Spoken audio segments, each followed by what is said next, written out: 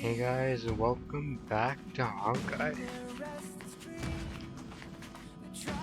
Last time we finished off Penacony. Now I don't really know what we're gonna do. Oh yeah, I forgot about this. Cool, I feel so cool. Like, please just leave me alone. Come on, don't text me anymore. I don't want Pop-Pop to get the wrong idea. But you can mess with me if you just stop on chewing gum will stick to you forever. By the way, Miss Sparkle hasn't revealed her motive yet. Aren't you curious?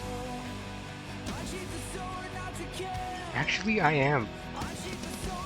I still couldn't figure it out. You know, I knew she wasn't gonna actually blow anything up, but it just doesn't make any sense to me.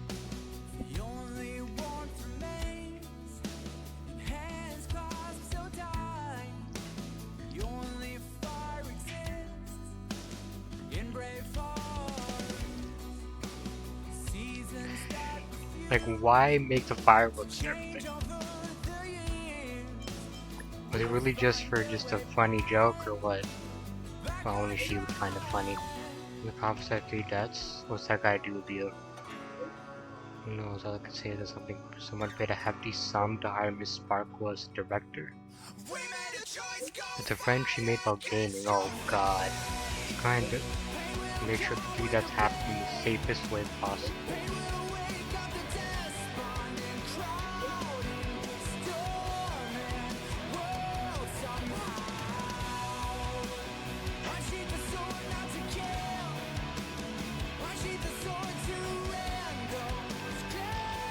To share this. So I'm guessing it was Silver Wolf. She's the one who actually told her to do it.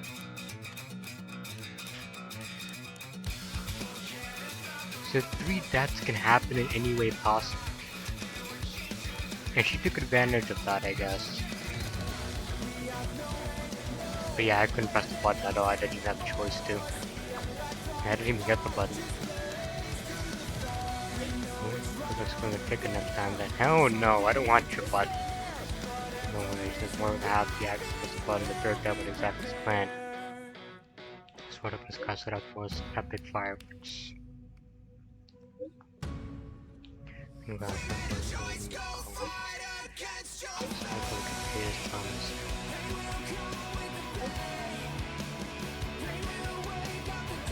To celebrate the successful grand finale, the Sparkle decided to share another secret with you. More juicy gossip? Tell me more.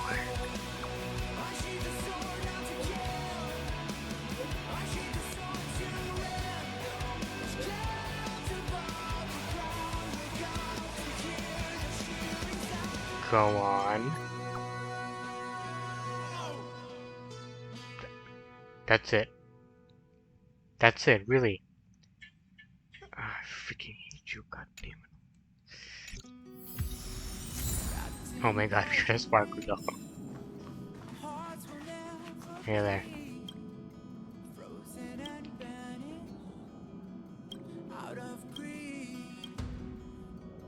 I'm gonna play with it a little. It's... yeah, no. Okay, that's enough. Receive cons from Rianjo.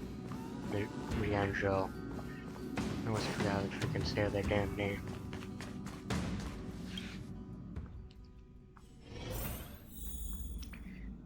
You have a message, okay. Give me a second, damn it. Let me catch my breath at least.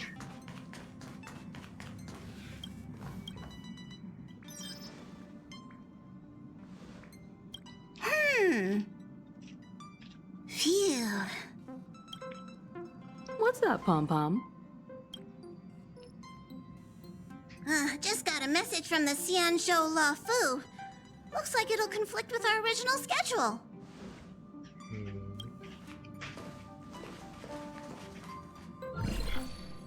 It's been a while, my friends on the Astral Express. How's your trailblazing expedition going? Soon, The Xianzhou Luofu will be holding the Luminary War Dance. Those who have aided the Luofu in overcoming the crisis are cherished allies of the Xianzhou. Thus, on behalf of the Seat of Divine Foresight, I'm extending an invitation to attend the ceremony. Your presence would be greatly appreciated. Well, things aren't getting lively. We've barely recovered from the family's Charmony Festival, and we're already being invited to another special event. Yeah, that literally happened yesterday. I'm still recovering from the trauma caused by the last festivity. You know? Yeah, me too. But wait, won't it look unprofessional if we attend 2 ceremonies in a row? Aren't we supposed to be focused on restoring astral charts and doing some serious scientific exploration? So we should leave March behind to take care of the Express? Yeah, I think that makes sense. Hey, that's not what I meant. I'm all for some fun. I just hope there won't be any surprise party crashers, like Friday or Saturday. The Xianzhou Luofu has recently overcome a crisis. By holding the war dance, they're demonstrating to everyone that they've returned to a state of peace and safety. But that's what everyone said before we went to Penacony. You'll be totally safe under the family's protection. That's true. No need to worry. The War Dance is not like the Charmony Festival with all its hidden secrets. It's just a festival to honor the Rainbow Arbiter and the Cloud Knights, who fought against the abominations of abundance and protected the Xianzhou ships.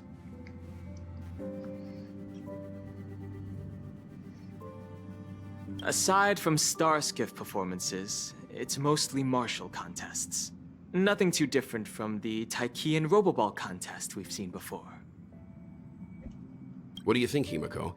Since we've accepted Miss Black Swan's proposal, we should probably head to Amphorius for refueling. There's certainly no rush. This trailblazing expedition is quite unique, and the Express needs to be fully stocked and prepared before moving on to the next stop. With Madame Herta's help, I was planning to deliver some Leviathan fossils from Kalinga Abyss to Ron May, member 81 of the Genius Society. It could earn us some favors before we set off. However, it may take a few weeks. So that means we're not going to the Luofu. Being an adult means maintaining relationships, whether we like it or not, March. Since we've been invited, it's only right for the Astral Express to attend the ceremony. So here's the plan. Pom Pom will take everyone to the Xianzhou Luofu. Mr. Yang and I will meet up with Ron May and fulfill our promise. Meanwhile, you, March, and Don Hung will represent the Express and attend the war dance. Oh, Don Hung's gonna come along, finally, man. What do you two think? I wanna play with Leviathan fossils too. Himeko and Mr. Yang will be busy with serious research. Besides, fossils can't compete with martial contests when it comes to fun, right? Plus, you're the only one with so many friends on the Luofu. I'll be lost if you don't come along. You've gotta lead the way. If I have to. Now that everyone's on board with the plan, it's time to warp to the Xianzhou Luofu. Discuss the plan.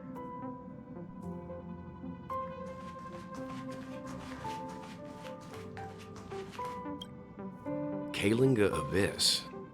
What does she expect to find there? Current research on the Leviathan merely proves how little we know about such life forms. That could change. That's why geniuses are interested in that field. Science is all about uncovering the unknown. If it's something about life forms, Ron May is gonna be all about that.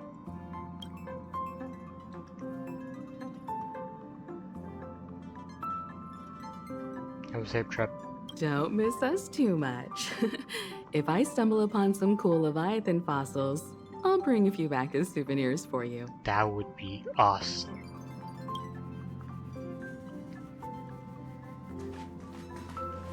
Let's go. Himeko really knows how to convince people. Between Leviathan fossils and the war dance, the latter definitely sounds more fun. By the way, Danheng, this time you'll be taking a stroll with us on the Luofu, right? And just let you two wander around aimlessly on the Luofu by yourselves? I don't think so. Plus, Mr. Yang is right. The Ambrosial Arbor crisis just ended, and both the long life and short life species are still feeling uneasy. And that's why Jing Yuan wants to organize the war dance, to show that the Xianzhou Luofu is stable and safe. And since he has extended an invitation, it's only right that I visit my old friend.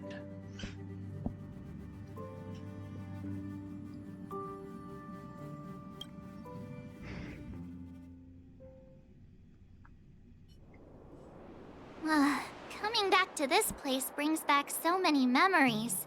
You know? Tell me about it. So here's something for all of you. Poem on March 7th. Hey, I'm not actually gonna recite a poem. I was just thinking about all the twists and turns we went through when we first arrived on the Xianzhou. This time, we're not being forced or enticed or chasing after wanted criminals. And we didn't have to sneak in through the cargo dock. This trip has been incredibly smooth. Well, now it's not gonna be smooth. Quite unusual, I must say. Yeah, make it worse. Come on, don't jinx us, please. I'm just hoping for the best. You're the one jinxing us. I don't think so. Oh, it's the entry. Blighted. What a Skyfaring Commission notices special duck in Xianzhou. You guys are left already. Quick with the news, huh?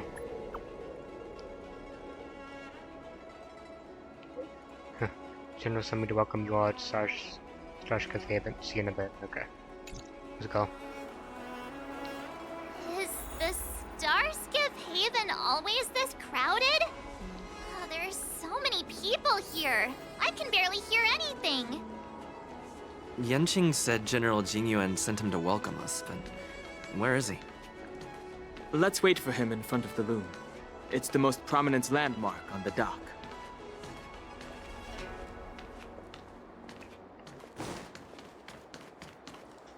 Hey, you guys! Hold on a moment. Huh? Did they just call us? Look at their outfits. They're from Penacony, right? Are you familiar with the Xianzhou Luofu? Yes? We know a little bit about it. Yeah, just a little bit. What do you need? We're from Penacony. Maybe you've heard of it. Yeah. We came to this ship to gather interesting materials for making dream bubbles. Okay. Oh, we just left there. Oh, talk about coincidence. That's great. Do you know any must-see attractions on the Luofu? You come to the right people. Exactly! We're Xianzhou experts. Most of the tourists around at the moment are here to attend the war dance. And that's why we're here too. Yeah, we know about that ceremony. But isn't the fighting ring still closed? I've heard the ring was actually converted from a huge decommissioned Luofu fighter jet. So it's even bigger than the Radiant Feldsphere? The Radiant Feldspar is bigger, I guess. But for now, all we can do is wait until the war dance starts in a few weeks, before we can board it. We've still got work to do, so we can't just sit around waiting for it to start. That's why we're asking you about some must-see attractions. We're looking for unique experiences that you won't find on Penacony.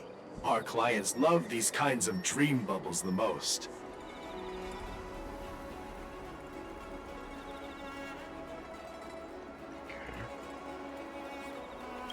You're the expert here. Give them some suggestions. Hmm.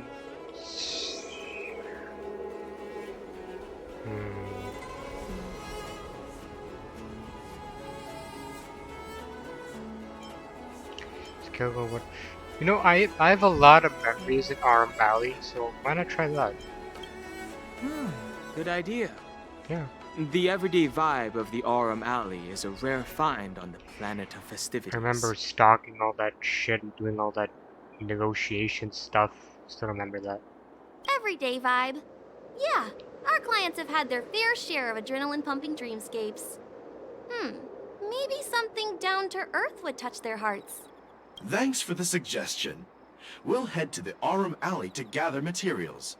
Maybe we'll run into each other there in a couple of days. We might. Still got some friends there. Look, Yanqing's here. Really? Let's go catch up with him.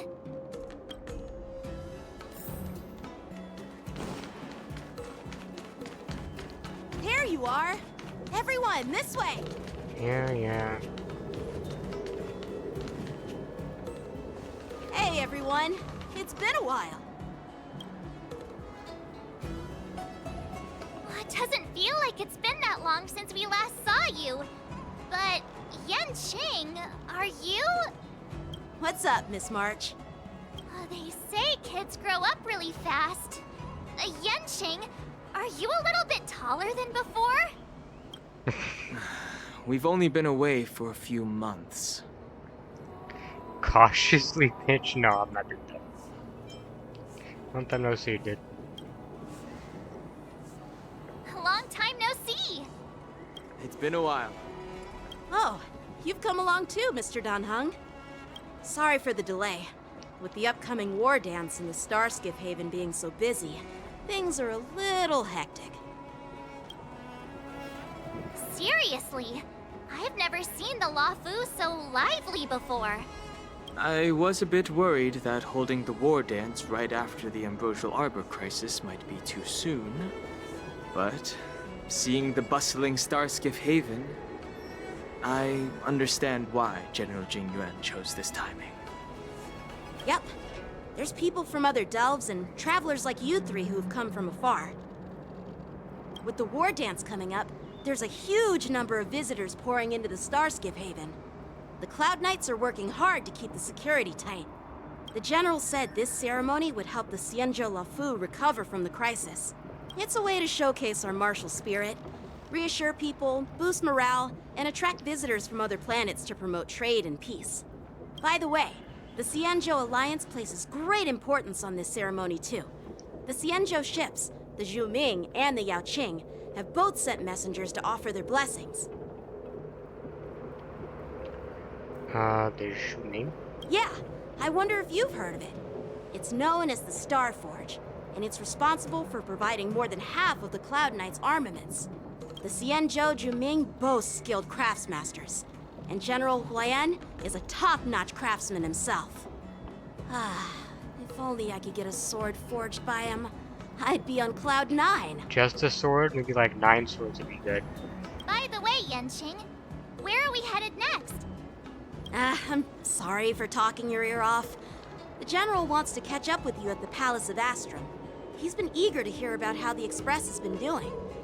It's funny how he tries to act all mature, but whenever it comes to something he's interested in, you can really see his childish side. Oh, you're pretty much the same in that regard. I agree.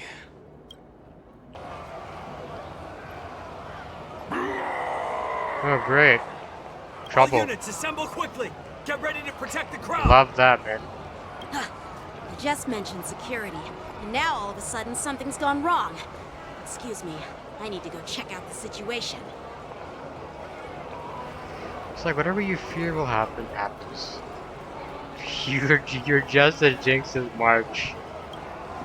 Hey, what's that supposed to mean? You know what it means. We'll go with you.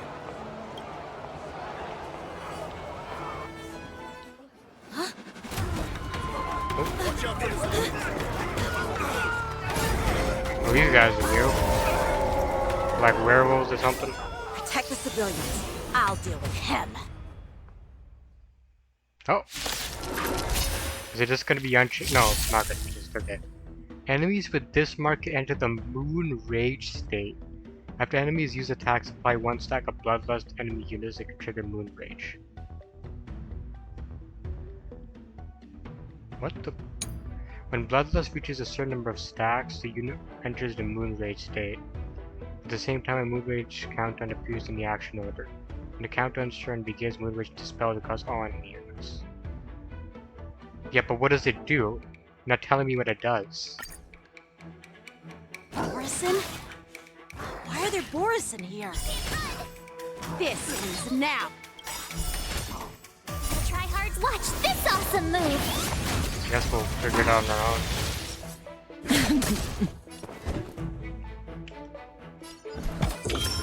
Just 0 points. Told you I could fight. No, I forgot I actually still have Ratio on my team. But you can't remove him yet because I have to work on Clara.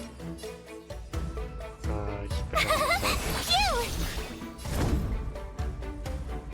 Hit!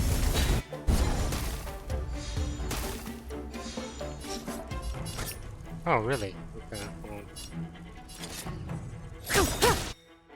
Good times. Time to say bye.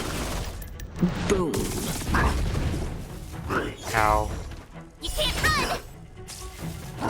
That hurts. Try that again. Lance ablaze! Lance!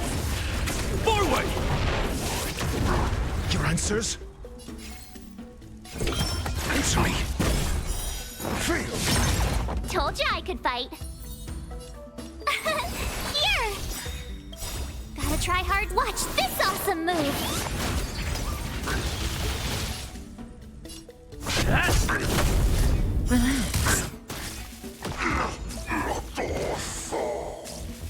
Oh.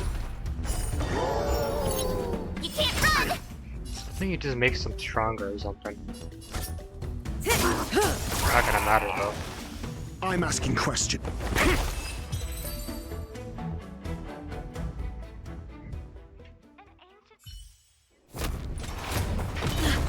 Not good. Oh. God damn.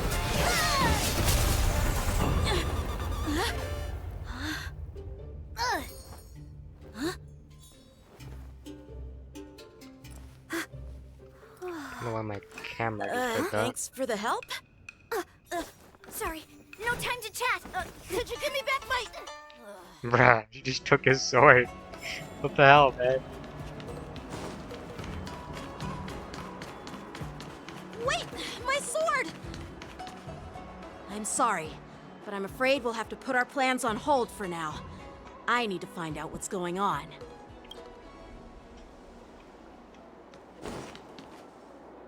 While we appreciate your rescue, my Xianzhou friends, don't you think it's a bit too much to detain us and our cargo?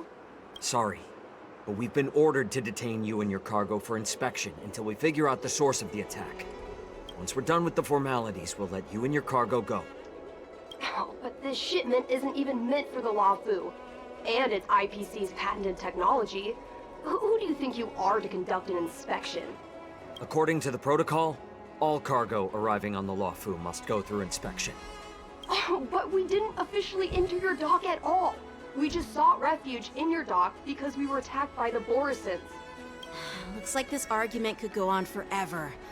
Let's not get involved in a heated dispute that won't lead to a resolution.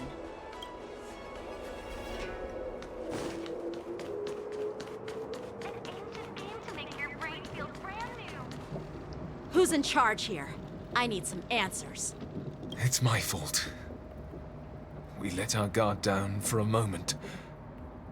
I take full responsibility. With the war dance approaching, safety should be a top priority. Now, tell me, how did Borison prisoners end up in Starskiff Haven? According to the protocol, Borison prisoners should be held on a Starskiff and taken directly to the Shackling prison under strict supervision without ever touching the ground. Who allowed a prisoner transport ship to dock at the passenger terminal? Please don't blame this, Captain. This incident involves the Zhu Ming's diplomatic vessel. Who are you? I'm Lu Jun, an officer of the Patrol Defense Squad. Thank you for your help, Lieutenant Yanqing. The situation unfolded rapidly, and it shouldn't be held against the captain. Here's what happened. An IPC transport ship was attacked by the Borison just before arriving. and the Juming's diplomatic vessel came to the rescue. They fought off the Borisin pirates and imprisoned them on their ship. So, an IPC ship was attacked by the Borisin near the Luofu, and the Juming envoys saved them? Sounds complicated. Honestly, it gives me a headache too. The Juming diplomatic ship, adhering to standard procedure, docked at the passenger terminal to hand these criminals over to the Luofu. You know, with all the outsiders flooding onto the Luofu, the Starskiff lanes are under immense pressure. The Borisin desperados decided to put up a fight before the prisoner transport Starskiff could get there. And that's what you just witnessed. We'll make sure these prisoners are sent to the shackling prison as soon as possible. I see. It's an unusual situation indeed. I'll report it to the security department of the Realm Keeping Commission and ask for their cooperation in handling the aftermath.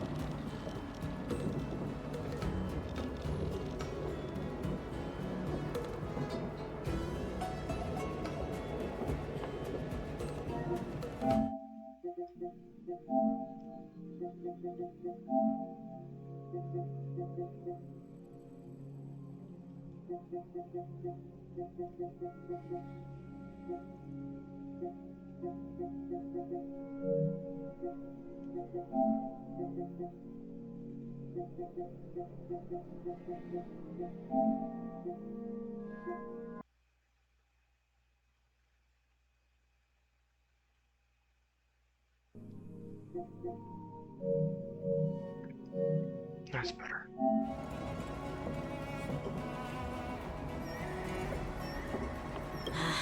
Maybe I should gather more details from others, so that the Seed of Divine Foresight can have a better understanding of the situation.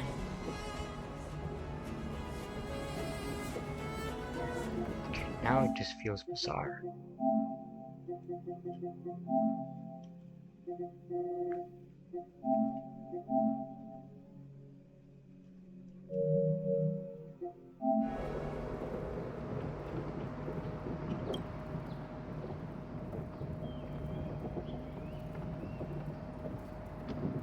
Oh, you look much maturer now, Yanqing. Please don't tease me, Miss March. The situation on the Xianzhou before the war dance is like a calm lake that can be disturbed by even the smallest pebble, capable of generating far-reaching ripples with even the slightest disturbance. What are those people? I mean, those monsters we just dealt with? Why no? They're kobolds, aren't they? Those werewolf monsters are known as Borisin.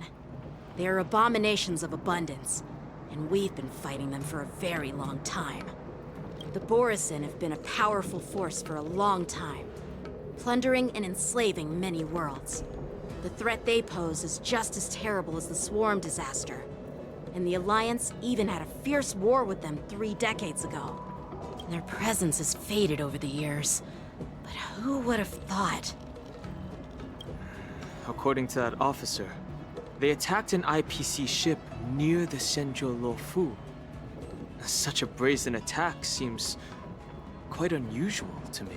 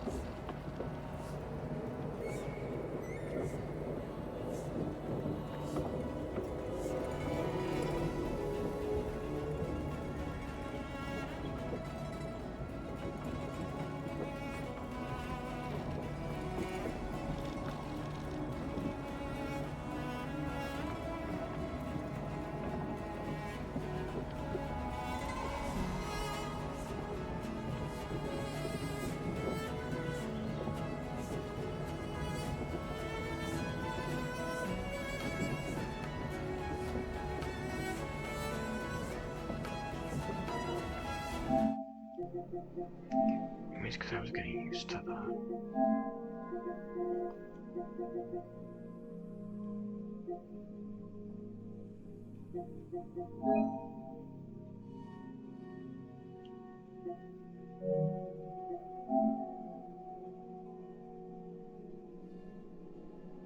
It was incredibly bright before, though.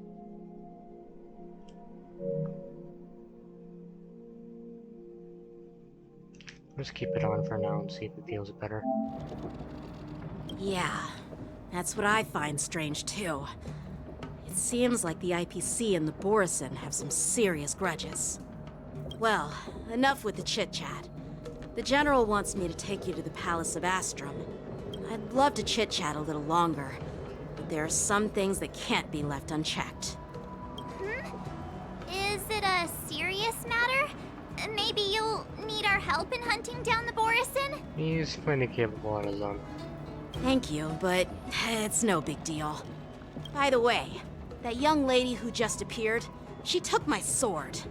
I'm thinking of filing a lost property report at the Realm Keeping Commission to see if I can get it back. I doubt she did it on purpose. When Cloud Knights get into trouble, they have to call the emergency services too. You go file the report, I go fetch the popcorn, it's gonna be about the show. Don't remind me. I just zoned out for a moment, that's all. Alright, let's not keep the General waiting. Don't worry. There aren't many people out there with that kind of talent.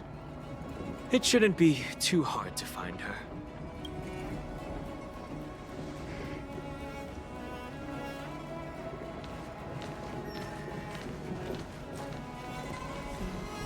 There sure are a lot of troublemakers around.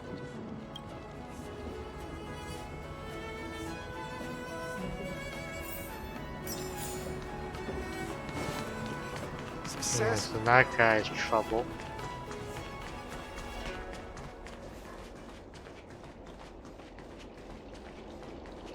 Wait, hold on. What the? No, it's probably in there.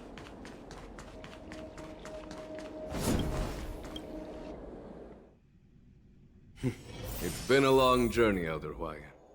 Thank you for your presence. Elder Huayan? Don't mention it. Thank you for taking the time to welcome me. Oh, there she is, man. There's the girl.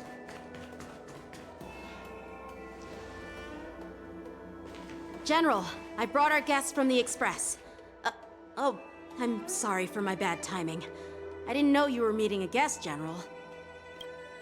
Don't worry, you're just in time.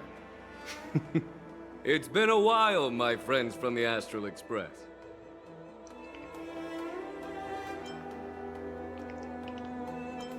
Do you miss us? Sure, how couldn't I have? It's not often we find such moments to reunite and enjoy one another's presence.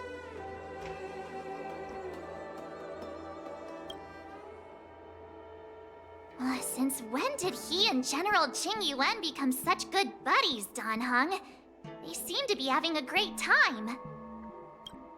A lot must have happened without our knowledge. At least, I hope that's the case. Allow me to introduce you to General Huayan. He's the Arbiter General of the Xianzhou Zhuming, known as the Flaming Heart. No need to be so formal. I'm just a tourist here, no different from other tourists who've come to attend the ceremony.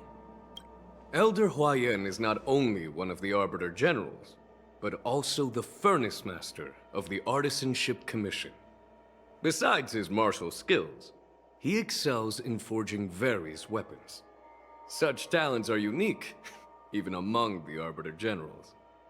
Be it Arbiter General or Furnace Master, these are merely titles given to me long ago.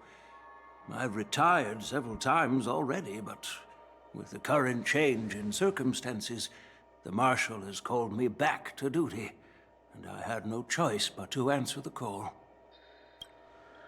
Well, in the end, I'm to blame. Living such a long life naturally brings its share of disapproval. It's an honor to meet you, General Huayan. It's my honor to meet you, General Huayan. Nice to meet you, General. No need to be all formal. Today I'm just a guest on the Luofu, the same as all of you. So, these three are the ones you mentioned, Jingyuin? The heroes who helped you with the Ambrosial Arbor crisis? Indeed. There's Dan Heng, March 7th, and him.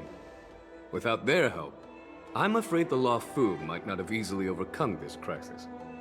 So, the Imbibitor Lune's reincarnation has returned to the Luofu and will attend the war dance.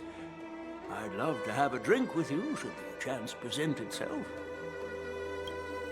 You're more than welcome, General Huayan. And this young friend is? Yanqing, my apprentice. He remains by my side as my retainer due to his youth, which I hope will season him with experience. He will stand for the Luofu's Cloud Knights in the upcoming war dance, ready to take on all kinds of challenges. Great, great! It's a real treat to see so many talented young people around here today. Oh, I almost forgot. This is my apprentice, Yun Li. Yep, the sword thief. That's her. It's you! Oh, it's you. Hello. Oh, you two already know each other? Guess we don't need any introductions then. What a coincidence!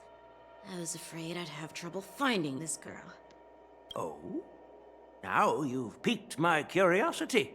Tell me, how did you two become acquainted? Oh, she kind of stole my sword and ran away. She helped me capture the escaped Borisin prisoners at the Starskiff Haven. Allow me to express my gratitude for you. But when you left, you took my flying sword with you. Your flying sword? Oh, so that's why I found a dagger in my bag. Turns out it's yours. Yes, it is. Now that we've met again, I hope... Nope, that won't do. Won't do? You want your sword back, right? Well, you can't just take it back. On the Zhuming, when you lose your sword on the battlefield, you have to reclaim it on the battlefield. But this isn't the Zhuming.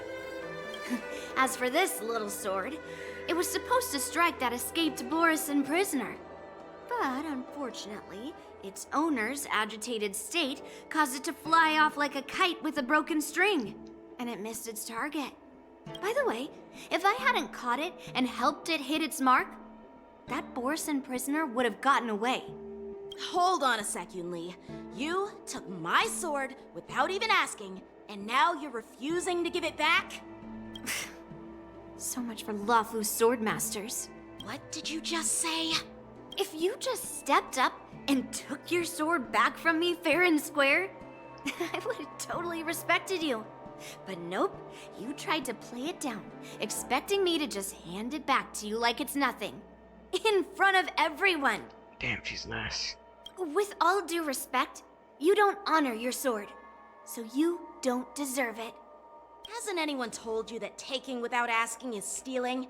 If you want to settle this with swords, fine. Let's have a one-on-one duel right now. Better not lose, man. Yanqing. Well, that's more like it.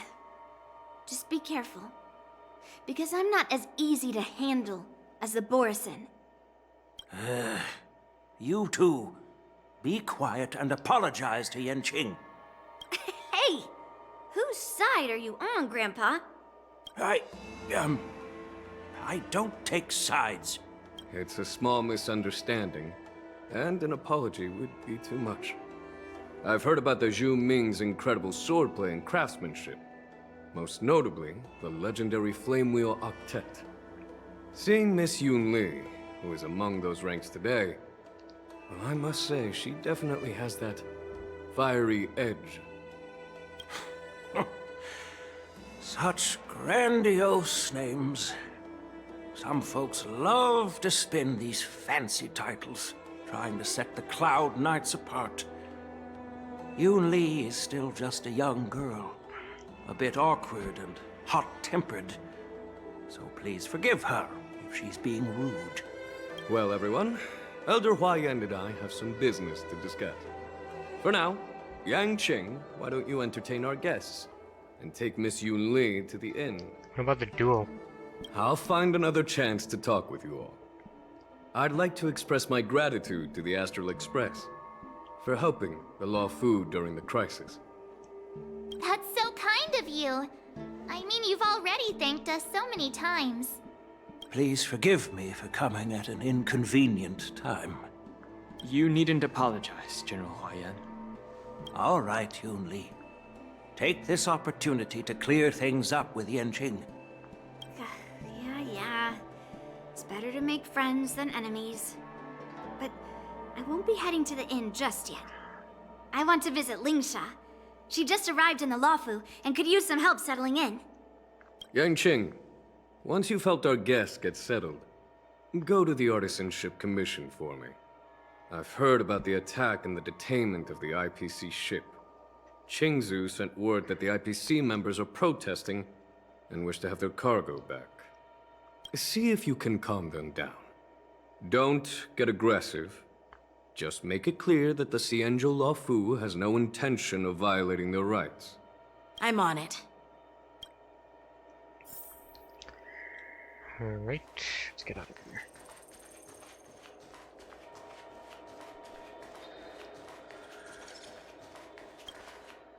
This is the report Qingzu just sent me. Let me take a look. Looks like the General has given me a tough challenge. He wants me to try and help put the IPC's mind at ease. Yeah, easier said than done. Is some kind of test? Well, it's not exactly a test. As Cloud Knight officers, we not only learn the art of war and martial arts, but also occasionally have to handle diplomatic disputes. It's just, you know, talking things out isn't as straightforward as duking it out with weapons on the battlefield. This is especially true when you're up against the IPC, with their non-stop corporate babble. Well, let's not worry about that for now. Shall I take you to the inn? Let's go.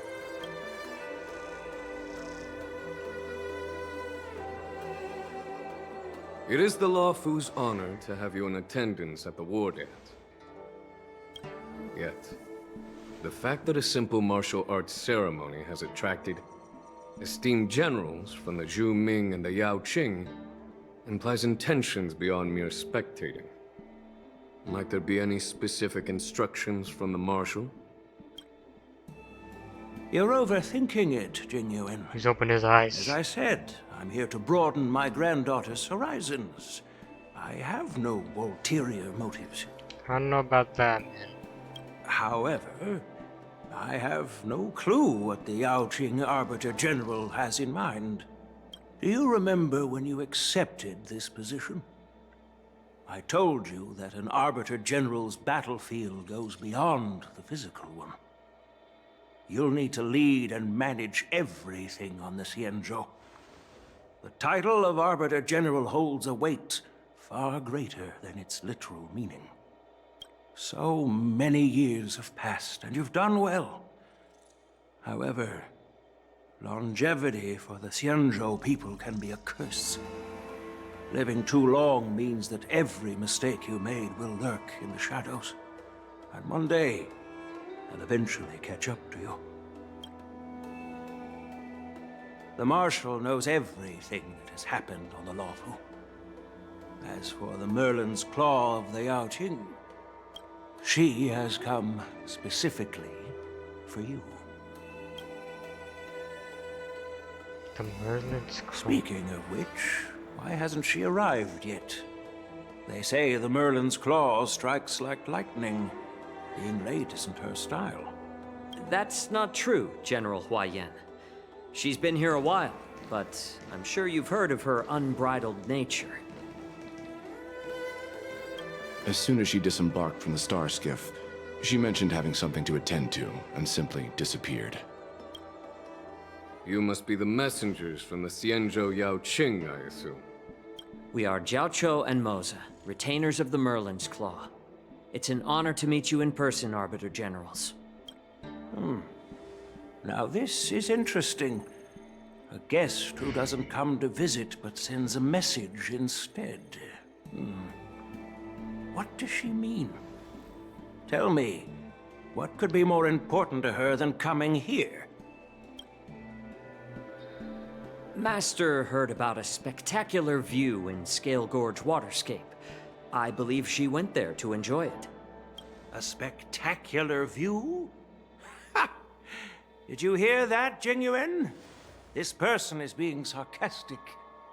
Please do not misunderstand me, General Huaiyan. I was simply stating the truth. Master thought it would be inappropriate to keep you waiting, so she sent us here. Once she's finished with admiring the scenery, she'll personally come and apologize to the both of you.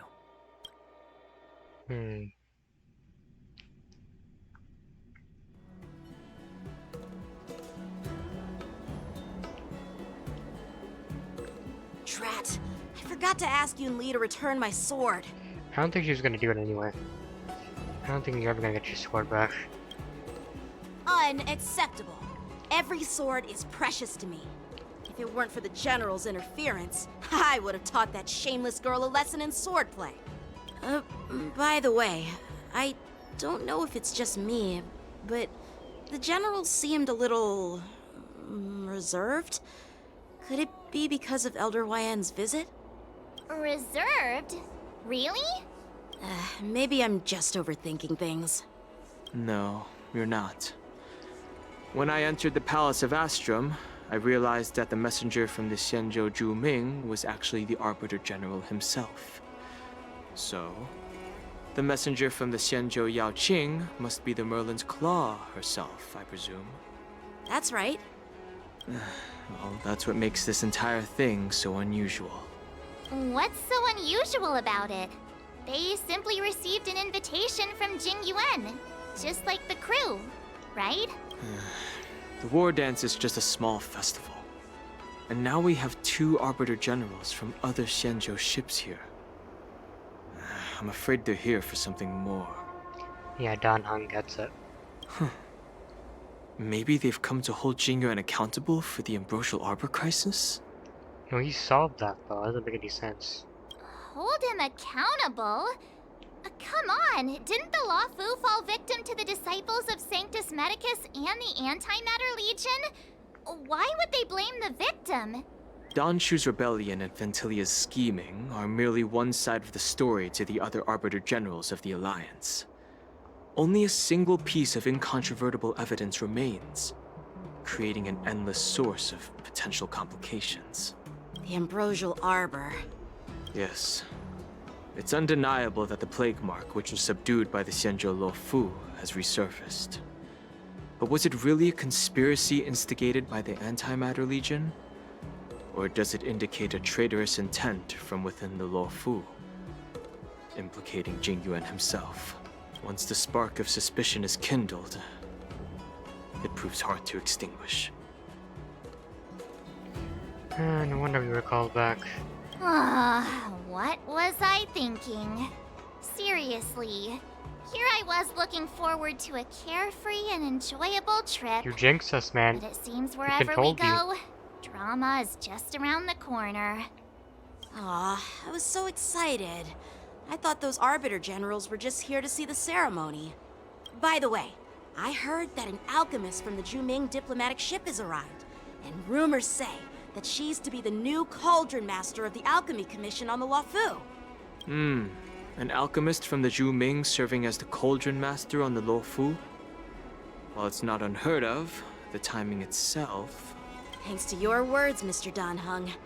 Now I finally see the underlying tensions. The General is under tremendous pressure right now, and I was completely oblivious to his troubles. How naive of me. Come on, don't think like that. Leave the adult matters to the adults. Even if you wanted to do something for the General, it's not like you can do anything. That's not very comforting. Did I say something wrong? Again? Yes, you did. Please, March, just keep quiet, please. Miss March is right. I don't have the skills to share the General's burdens at the moment. Still, I'll do my best to follow his instructions. Let's go. Once I've taken you to your accommodations, I need to go to the Artisanship Commission to handle the IPC's protest. He looks like he has a lot on his mind. We can't just let him go alone. Why don't we accompany you to the Artisanship Commission? This is too much trouble. While I appreciate your kindness, dealing with the IPC's workers could be tricky. I'm afraid this will cause trouble for the Express. No worries. We're pretty experienced in dealing with the IPC. You've heard of the 10 Stone Hearts? We've dealt with quite a few of them, right? Stop. I don't want to end up in an IPC lawsuit, damn it. What's with you turning into a scaredy cat? I didn't see you worrying about lawsuits when you wrecked that giant mech. God damn it, shut up, March.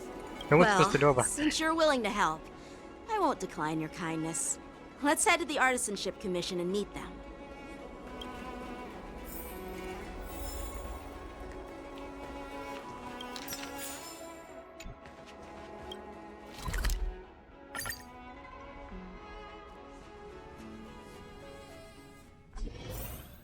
Can I really reason with you, Xianzhou people?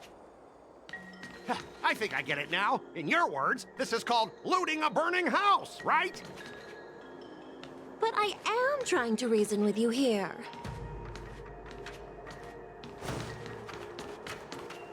Ugh, that toxic voice sounds familiar. Haven't I heard it before in Arum Alley? Oh, not this guy again. God damn it, man. You know what? This isn't my first time dealing with the Scott. Skyfaring Commission. I can handle your unreasonable ways. Dude, last time I had to beat your ass in negotiation. You were running away with the tail between your legs. Same thing's gonna happen this time, right? You better just back off. But straight up snatching IPC cargo? Isn't that going a bit too far? I'm gonna have to freaking talk to this guy again. Just as I've said it many times already. Once we've inspected the cargo and completed the security check, you can be on your way. Is there something wrong with your ears, or is it just your brain? I'm hearing you loud and clear. I'm thinking clear. And my answer is crystal clear. Not a chance. Keep detaining my cargo and I'll file a complaint directly with your general. Scott, what are you doing? Oh, did I just hear a dog barking? Yeah, that's what we gotta do. I remember the thing you have to do when we beat his ass. You jerk! Who are you calling a dog? Wait, why are you here? Oh, scared now? You're staying on the Xianzhou, are you? What terrible luck! Wherever you go, disasters aren't far behind. Aren't you the guest from the Astral Express? What brings you and Yanqing to the Artisanship Commission? I'm here to help Yanqing out the trouble. Trouble caused by the IPC? I'd say it's caused by the Skyfaring Commission. Looks like you've met this IPC worker before. I'm not sure if that's a good or a bad thing. Nah, he was barking like a dog last time. I was sent here to deal with the IPC protest, Miss Shikue. What's going on here? He's gonna be doing the same thing if he doesn't back off. As you know, this IPC transport ship was attacked by the Borisin and rescued by the Juming's diplomatic ship. Then the Cloud Knights were instructed to bring it back to the dock for repairs and inspections. And this is Mr. Scott, the person in charge of this transport ship. So, you're Scott. I've heard him mention you. Weren't you kicked off the Luofu before? Why did you come back? Like I wanted to come back.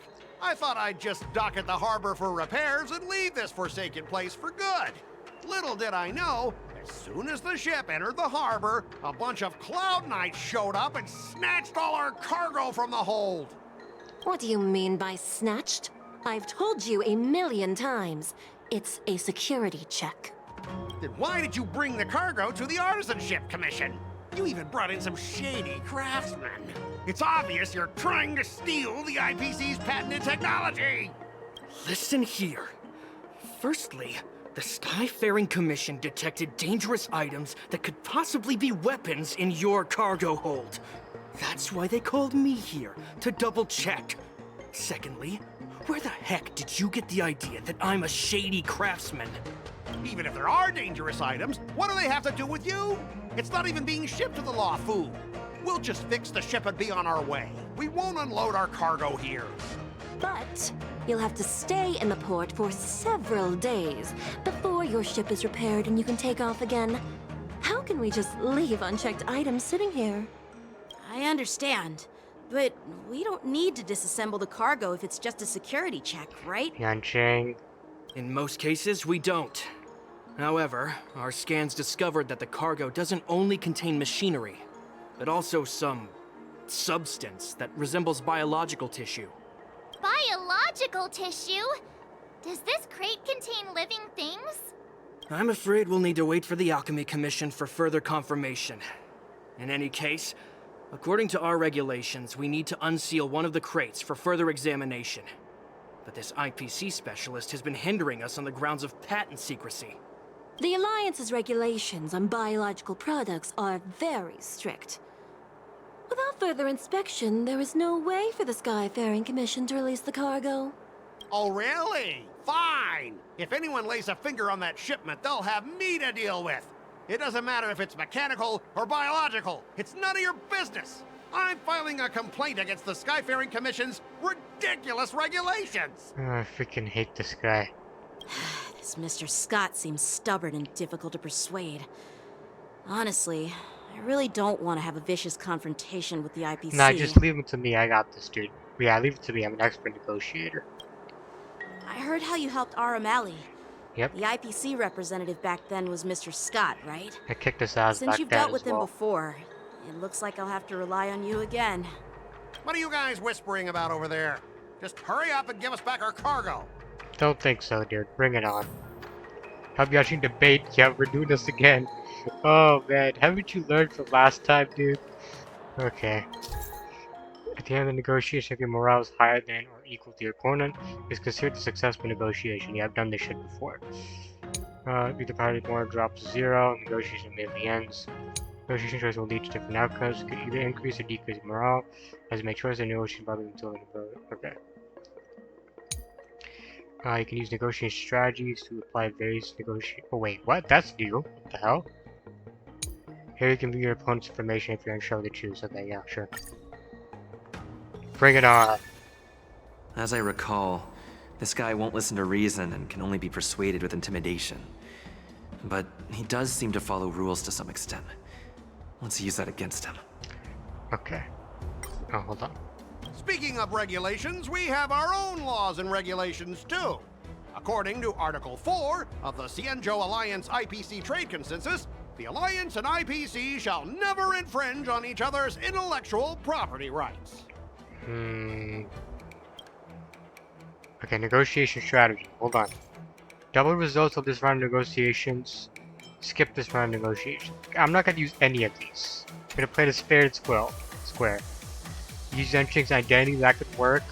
Remind him of his appearance. I want to do that so bad. Make proposals from the legal perspective. Start by making him feel uncomfortable. Well, if he's talking about laws and shit, yeah, let's keep going, dude. The Alliance can sign a non-disclosure agreement with you. That way, you won't have to worry about any infringements, right? There we go. We can sign a mutually acceptable non-disclosure agreement in accordance with the IPC's rules. Take that. Well, that makes sense, but... Oh, it does? How can we trust you to honor the terms? Even if we set aside the secrecy of intellectual property, these prototypes built by the Intelligentsia Guild are incredibly valuable, beyond your wildest imagination. If anything goes wrong, you won't be able to pay for it even with your lives. If anything goes wrong, if you don't check it, it's gonna make things worse for you as well, you know? Skip the reasoning part, resort to brutal violence. Pay you compensation you wish. The Skyfaring Commission can pay compensation. Yeah. Can you give us an exact amount, Mr. Scott? If there's any damage after the inspection, the the Skyfaring Commission will compensate you. Yep. The Skyfaring Commission. Yeah, they will compensate you, provided a detailed report of the damage is submitted. I don't doubt the financial strength of the Skyfaring Commission. Then what's the issue? However, this is not just about money. Oh, what is it? Besides, the cargo on this transport vessel belongs to the Intelligentsia Guild. If you want to inspect the cargo, shouldn't you at least call in a member of the Intelligentsia Guild to be present? Show me your extensive connections. Try to resolve this according to design. No, that's not a good idea. Do it according to IPC regulations. Since the shit. Intelligentsia Guild entrusted the cargo to the IPC for transportation, it's the IPC's responsibility to ensure its safety, right? Why would you need a member of the Intelligentsia Guild to be present? Let me tell you I something. messed up. As stated in Article 17 of the IPC's Building Material Logistics Department Transport Agreement Law, God, I hate this guy's subsequent voice. to the dispatch of goods and during their transit, all risks, save for those pertaining to the transportation safety, shall be the sole liability of the consignor. Well, damn it. Only protect the integrity of the goods and prevent anyone Messed with that ill up. intentions from getting their hands on them, for example. Okay, hold on. As I got- for whether the cargo itself poses a security threat to the destination, that's not our responsibility. It appears we have reached an area beyond your expertise, doesn't it? The complexity of legal studies are indeed challenging. We What an both annoyance. need to follow the regulations, because that's how the IPC and the Cienjo operate, right? As an IPC worker, I have to abide by its regulations. If I make an exception and allow you to inspect the cargo, it'll spell disaster for me.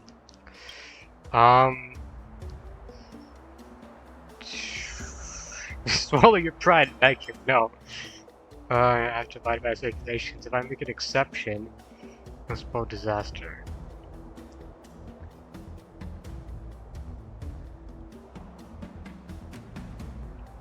I mean, it has to be the first one. The other three don't make any sense. Yeah. Everyone has their own set of rules. Now that you're on their turf, Exactly. shouldn't you follow their rules too? Yeah, I get it. I know I'm on the Cienjo, but if I violate the IPC regulations, I'll be in deep trouble when I get back. Damn it. We just messed up one. Okay, whatever. We got it anyway. Well, you guys sure know how to argue your case. Yeah, go fuck off. Fine. I'll allow you to do the security inspection. It's just that, I need some time to sort things out. Uh-huh. This is a big deal. Let me talk to headquarters first. So, Mr. Scott, are you just stalling for time and planning to leave the Cienjo as soon as your ship is repaired? To avoid the Skyfaring Commission's inspection? Well, IPC staff are free to come and go, as long as they don't break any laws. Yeah, you've got some insight there. Who are you again? Oh, I think I've heard of her. Allow me to introduce myself. I'm Lingsha, Oh. Cauldron Master and head of the Alchemy Commission on the Lawfu. So it's you. Could she be? What? Could she be what? Yeah, she's the new Cauldron Master assigned here from the Cienjo Juming. Thought that was obvious, man. I received a report from the Artisanship Commission about cargo containing samples of unknown organisms. It said they needed help from the Alchemy Commission. I had nothing better to do, so I came myself. It's fine, Mr. Scott. If you really don't want your cargo to be inspected, it doesn't matter. It doesn't matter? How can you say that? Yeah, where are you going with this one? Why are you being so nice all of a sudden? Well, since you're not going to check it, I'll take this crate and be on my way. Is that okay with everyone? Yeah, sure. Why should I object? Not only this sample, but all the goods on the transport ship are yours to keep. Like I said, we won't inspect them. Where's she going with this one? Wait a minute!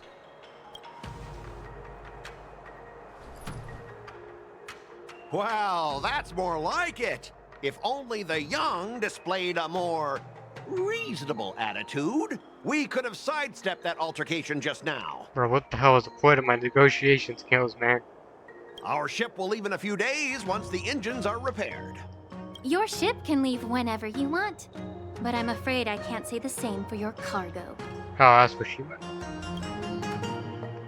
According to the import and export regulation signed between the Xianzhou and IPC, all biological shipments can only leave the port when they have confirmed to be of no threat, or when all biological activity expires.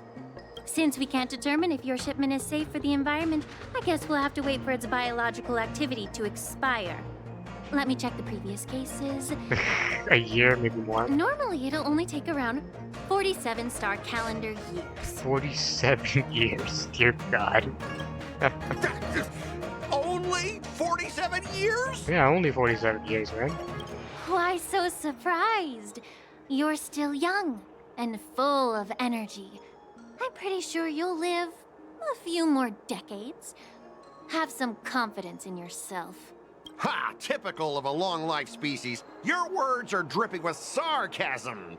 While you may not care about time, I do. I'll be demanding double compensation from the Skyfaring Commission for every minute wasted. That's not how that works. Sure thing, Mr. Scott. You seem pretty confident that your career and life will last long enough to witness this victory unfold. Yeah, call his bluff. Step aside, guys. Let them do the inspection. But, Mr. Scott... Come on, we're already in enough trouble. Just let them do the security inspection. And if needed, I can always grovel before the Intelligentsia Guild later. Huh? I'm just using my head for what it's apparently good for, right? Look at him. Thanks, bro. Because you wised up for once. Well, honestly, at least you're not as annoying as that woman. Just get on with the inspection. Don't act all chummy with me now that you've got your way. This lady is really something else. Is this the IPC product? Listen up. Any damages caused by inspections will be filed with the IPC.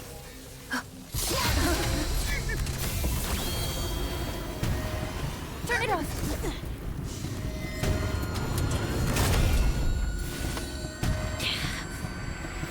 That's definitely dangerous. Oh boy. When an ally is afflicted with Terror Grip, attacking the cache with Terror Grip once can dispel Terror Grip. Okay. When Terror Grip ends, if the cache of Terror Grip is not attacked or dispelled, the affected ally will fall into terrified state and be unable to perform actions. Holy shit, man. Okay. Oh, how unexpected. That was a surprise. Good times. Act Never like last. Time to it's a say small bye. mistake, man. Boom. Your answers? Test. Here! I'm on guard. Stand still. Try that again. Okay, rage. May as well kill them all. I'm asking questions. Answer me. Feel. Essay knowledge, the measure of truth and falsehood. Told No you I words could for the fight. moon. Phew! I'm not gonna give him the Gotta chance, try man. hard. Watch this awesome move. 0 points. Lance at the ready. Fail. Relax. Get in there.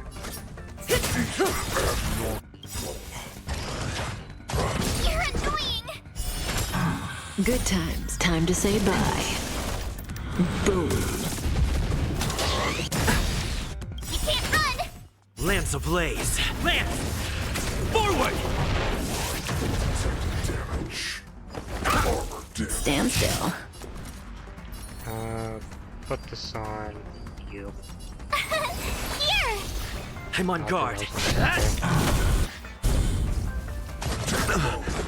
Try Try that again.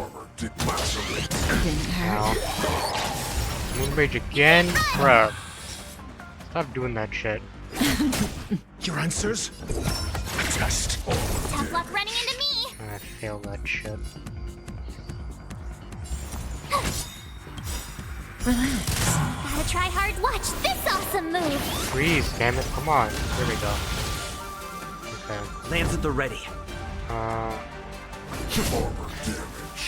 we go. Try that again. Say bye to breathing. Yeah, so we just gotta attack him a couple times. Good times. Time to say bye. Boom. Got the defense? Answer me. Oh, so they have to do it personally. Interesting. Were you seriously planning to leave this stuff unchecked at the dock for days? Yeah. That's way too dangerous. I had no idea about it. You must have accidentally triggered the cargo's defense program. Right, right. I don't think trying to shift the blame is a wise choice. But seriously, I don't know why that thing suddenly started moving. I swear on the Amber Lord. Enough. Miss Shikwe, please escort our IPC guest to the Skyfaring Commission. I'm on it. Please follow me, Mr. Scott. It's a good thing we were here, goddamn. Gentlemen, our preliminary inspection shows that there is indeed hidden biological tissues inside, just like the craftsman feared. I can't even tell if it's ingenium or biological in nature. Why do you say that? The core of this device is what they call wetware in industry slang. Wetware? To put it simply, this machine operates with a kind of biological nerve as its control center. I'll take some samples for the alchemist to analyze and figure out where the biological tissue comes from. Why would the Intelligentsia Guild use such unethical technology? Perhaps they're trying to create a new weapon? Whatever the reason is, it's probably why the Borisin attacked the ship. No wonder the IPC were trying to obstruct our inspection. I'll contact the Ten Lords Commission and ask the judges to come and give their final verdict on this. According to our rules, all prisoners and weapons involving dangerous creatures must be taken to the shackling prison for further sentencing. After all, it's the safest place on the Luofu. As for you, Mr. Craftsman, please go with the Cloud Knights and explain the situation to the judge.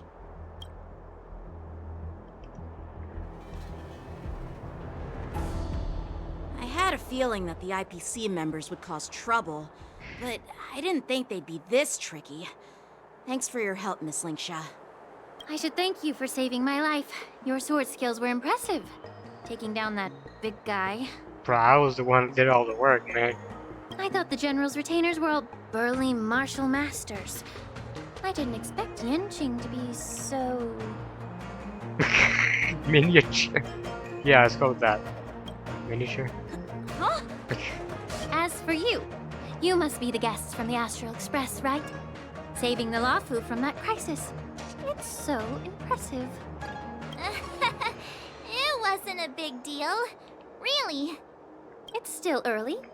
So why don't we get some tea at the Alchemy Commission? We can discuss your suggestions for revitalizing the commission. I'd be happy to accept your invitation. And you three are coming too, right?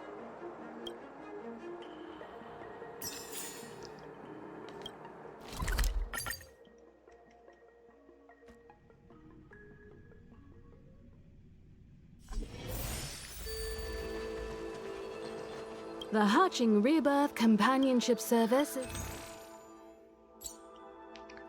Houses.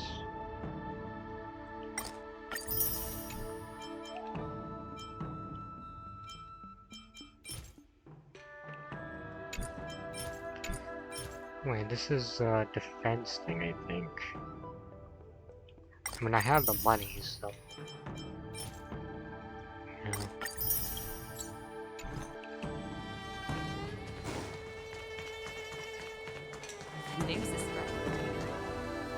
All these years. And the view of the Alchemy Commission hasn't changed a bit. Why does the blonde guy sound so old but look so young? I don't know, man. It's just a voice actor, dude.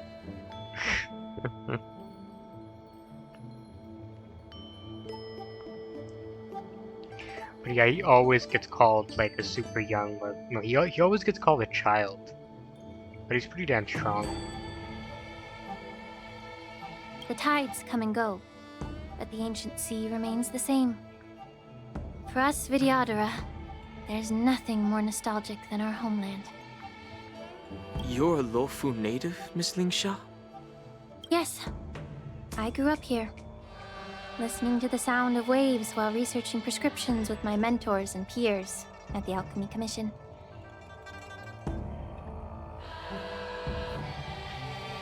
It's kind of sad, isn't it?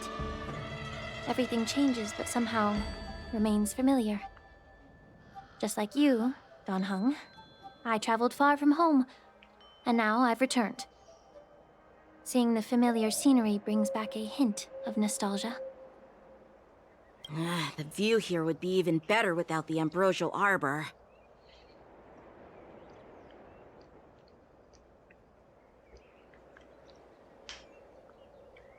Oh, really? I think that towering tree looks pretty impressive. Even if it's impressive, it's a plague mark. The Xianzhou have been fighting abominations for thousands of years. And now that the Ambrosial Arbor has been reborn, it's only natural for everyone to feel uneasy. Well, once a seed is planted, no matter how long it takes, it'll eventually sprout and bear fruit. In my humble opinion, the rebirth of the Ambrosial Arbor and the resurgence of the disciples of Sanctus Medicus were inevitable. The seed was already planted when the ancestors of the Xianzhou sought immortality.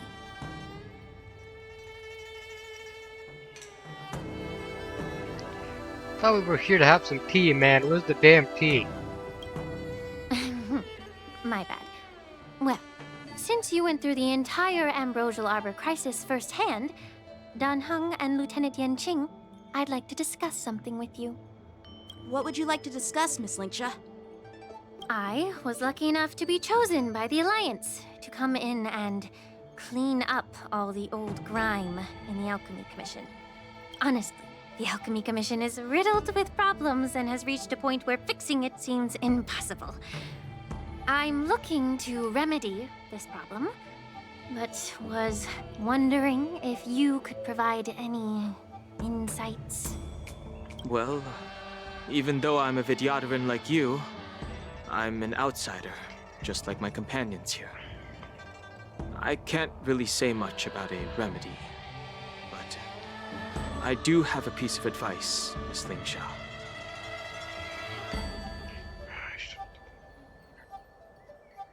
The Vidyadhara and the Alchemy Commission on the Luofu have always been intricately connected. If you cannot distance yourself from these ties, Miss Lingsha, changing the situation within the Alchemy Commission may be quite challenging. I may not know about politics, but I do know that the disciples of Sanctus Medicus have been operating within the Alchemy Commission for years. If you're determined to root them out, maybe you should discuss it with the General. I mean, he's kinda got other things to deal with right now, though, doesn't he? I see. Thank you for your valuable insights. While the Lux Arrow from the Rainbow possesses unparalleled power to sever the Ambrosial Arbor, it can't sever mortals' desire to prolong their existence. Just like how the Cloud Knights can eliminate the remnants of the disciples of Sanctus Medicus, but are unable to calm the hearts and minds of the people within the Alchemy Commission. Our Xianzhou forebears knew this well, and that's why they entrusted the duty of guarding the roots of the Arbor to the Vidyadhara. However, the Vidyadhara are still only mortal beings. 30 years ago, my mentor served as Alchemy Commission's Cauldron Master. She recognized the emerging undercurrents and sought to cleanse the source of the disturbance. Unfortunately, even though she was skilled in the art of healing, she didn't understand the human heart or how to eliminate the sickness lurking within the depths of the Alchemy Commission. In the end, she was framed and exiled to the Juming. I was also implicated and had to leave the Luofu. And guess who arbitrated the case and handed down the sentence? None other than General Jing Yuan himself. What? Huh. So I guess that's also why they're here. You heard it right. The ones responsible for the corruption in the Alchemy Commission are not just the remnants of the disciples of Sanctus Medicus, but even the Divine Foresight himself. Do you have proof of this? Alas, why is your face turning pale, Yanqing? Like, you would think he'd tell us about this shit, you know? Something about this feels odd. Don't worry about it. I understand that when someone holds a position of power, they may sometimes have to make tough decisions. I won't hold any personal grudges against him. Besides, at our age, holding personal grudges is a luxury we can't afford. Lingsha, you're back! Ugh, I've been waiting ages for you. More trouble arrives. Yunli! Why aren't you with your grandpa? What brings you to the Alchemy Commission? Wait, I just realized she's not wearing shoes. What the fuck? Where's some shoes, man? Well, let me take this opportunity to introduce you to Yanqing. Nah, they already know each other. What a small world. You stole my sword! Give it back! I see. Let's skip the introduction part then. Why do I keep bumping into you? Are you stalking me or something? Of course not. Unlike you, Miss Yunli, I have important things to take care of. You, on the other hand, seem to have all the time in the world to wander around without returning my sword. Grandpa used to say that a sword reflects its master. I talked to your sword, and it told me that you've been distracted. You talked to his sword? You hesitate when you should strike. What? And you struggle to stay calm when your sword is unsheathed. What is this sword language? Now that I see you again, I realize your sword was right. It wasn't me who took your sword. It was you who lost focus. Do you really expect me to believe that nonsense? I've been taking it easy on you because you're a guest from the Juming. But you're not taking the hint. Don't people from the Juming know you're supposed to return what you've borrowed? Just look at this flying sword. Even if I gave it back to you now, it'd just be taken away again in a few hours. You know the Cloud Knight saying, a Cloud Knight must never let slip their weapon. Yes? Well, sure, I can give it back to you now, but on the battlefield, that's a whole different story. Poor flying sword. Fine! You don't have to give it back, because I'll take it back myself!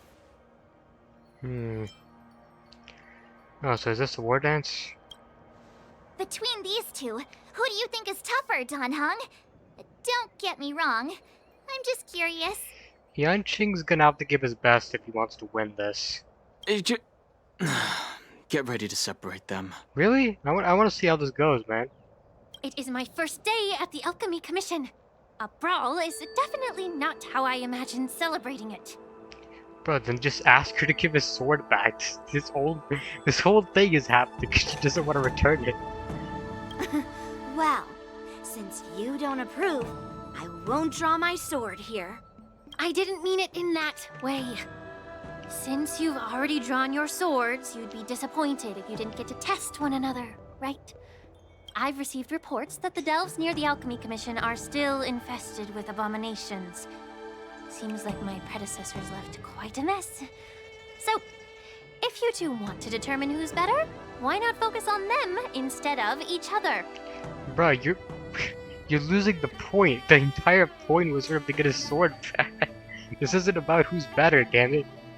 You're twisting the objective. Clearing out some abominations? Sounds boring. I honestly feel the same way, to be honest. Just let them duke it out, damn it. It's the Cloud Knight's duty to eliminate those abominations. You don't have to ask me twice, Miss Lingsha. I'll help you get rid of them. Oh, you think you're the only one who knows how to behave? If Lingsha needs anything, I'll gladly draw my sword and help her out. It's so heartwarming to see both of you being so sweet and caring. So then, shall we get going? Sure. I mean, what am I supposed to do? They're the ones fighting.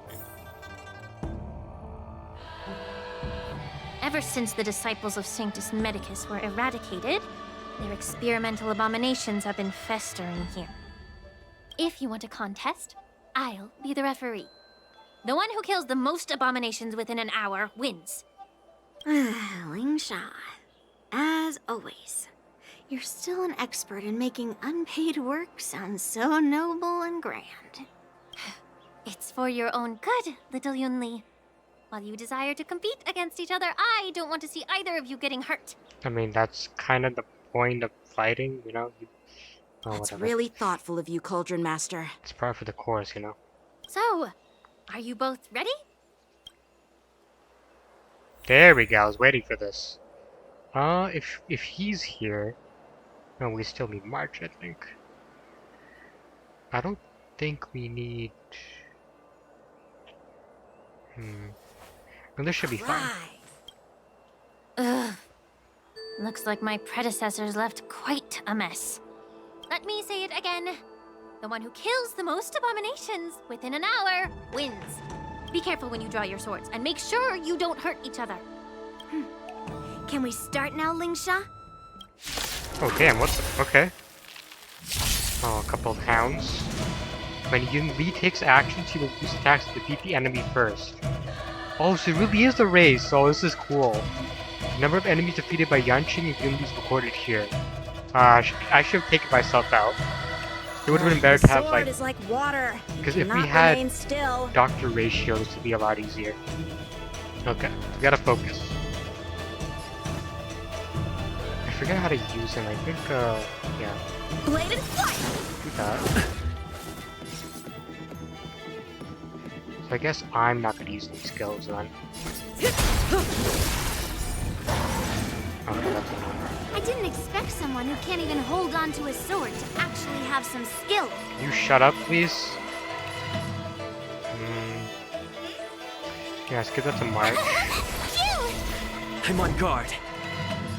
Hit him a little bit. Relax.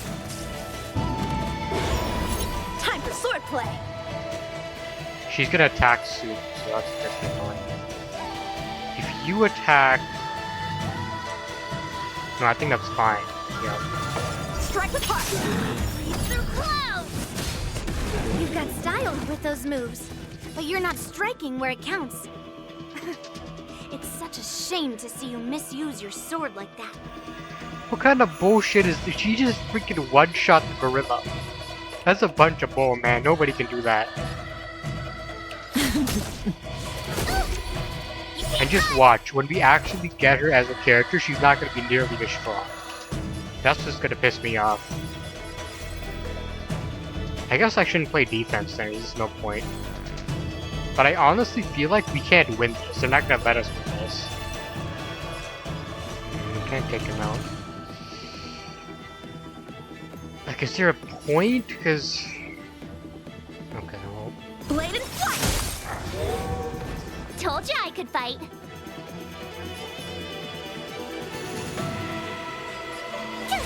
Freeze him. Stand still. Gotta try hard. Watch this awesome move. It's time. Broken. Okay, let's do that. And then use our ultimate. Lance! Forward! A one-time enemy. You could finish him off, but I'm not gonna do that actually. Hit him instead. Strike with heart. That's good. And if you use your ultimate here, yeah, let's do that actually. Practice. Because it's a race. Swords descend. Say bye to breathing. The real issue here is that she can kill multiple people at the same time. Yanqing is only focusing on one person. So that's gonna make things a lot harder. Or, let's be honest, they're just gonna make her win. I already know. Good times. Never time to say bye. Boom. Okay, it's tied with no. Okay, do that. Try that again. My turn. I should have moved March out of the way. Finish him off? Yeah, that's good. Yeah, okay. Freaking Gorilla is back again, man. He's dealing with that crowd. How many can you block? Okay, there we go. Blade and flight. He's broken. We can't run. That's fine. Freeze them all. Gotta try hard. Watch this awesome move. Cut in the net.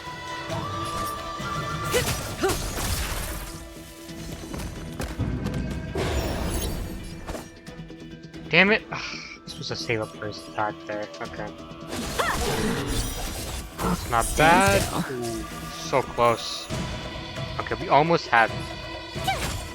I'm on guard. Okay, I think he's done. Time for swordplay.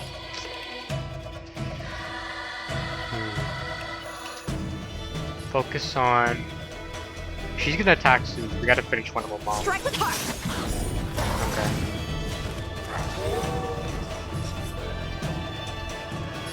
I'm not gonna finish anyone off by doing this.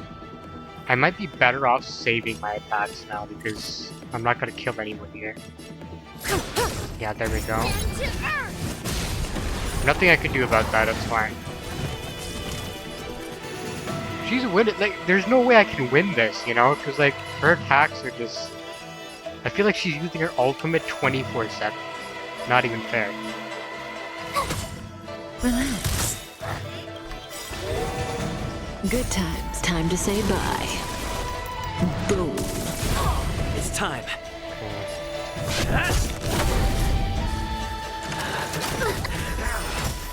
How many can you block? Okay, you can finish him off. Have the ultimate. Swords descend. May as well kill Damn, them man, all. like, the progress we make is so freaking slow. Like, what's the point?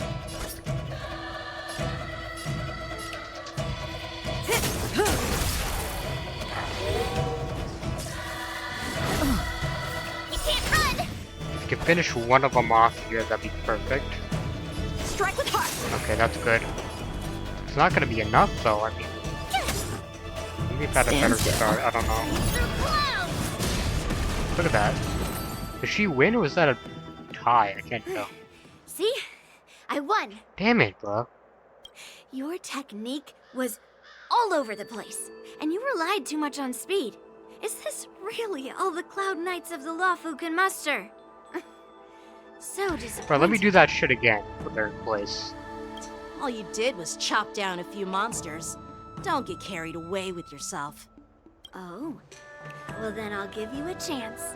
Defeat me, or hand over all your swords.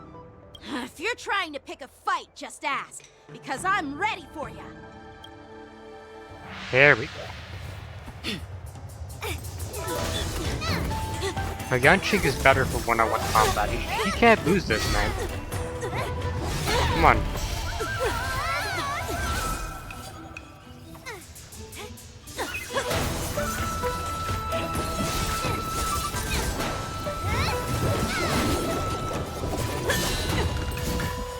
That was a mistake. Come on, don't embarrass me, dude. Please.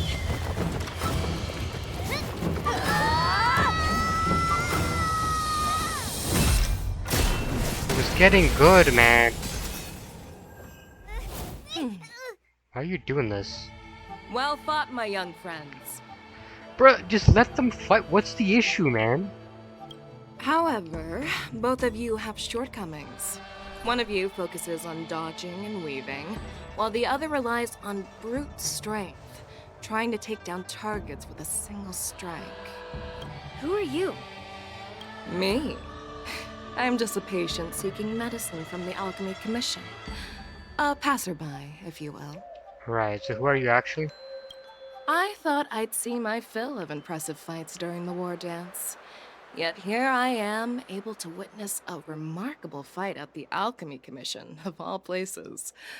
Well, the Lawfu is never short of surprises. However, I have a small suggestion for you. Why don't you settle this dispute fair and square in the war dance's ring? That way, you can resolve your differences with a proper duel and put your grudges behind you. Grudges? No, not at all. Yunli and I, we were just sparring. Sparring? You summoned your flying swords and she swung her sword with full strength. No grudges between you. I don't believe it. Aha! What brings you here, Lady Fei Xiao? Have you finished your health consultation with the Dragon Lady? Fei Xiao? Grandpa always talks about you. Could it be that you are... The Merlin's Claw of the Xianzhou Yaoqing? Looks like I'm quite famous on the Xianzhou Lawfu, too. Of course. Everyone has heard of the great general. Known to all, and unbeknown to none. Great General? Isn't that title a bit too narcissistic? I don't like it. Ooh, I heard there's a dozing general on the Lawfu, so I came up with a humble nickname for myself. The Lacking General. Lacking in worries, regrets, and rivals. Sounds much better, right?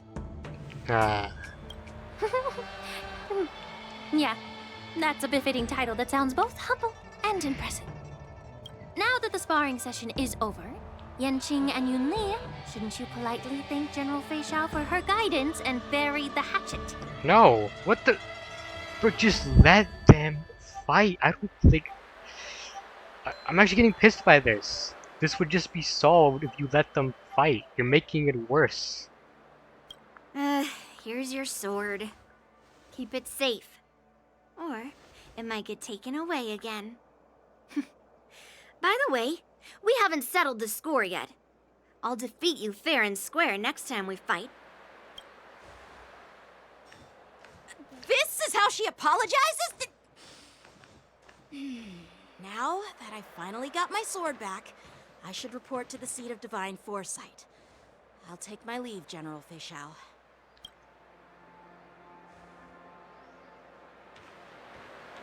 Oh, by the way, Miss Lingsha, if you've got some free time, I'd like to invite you to the Seat of Divine Foresight for a chat with General Jingyuan.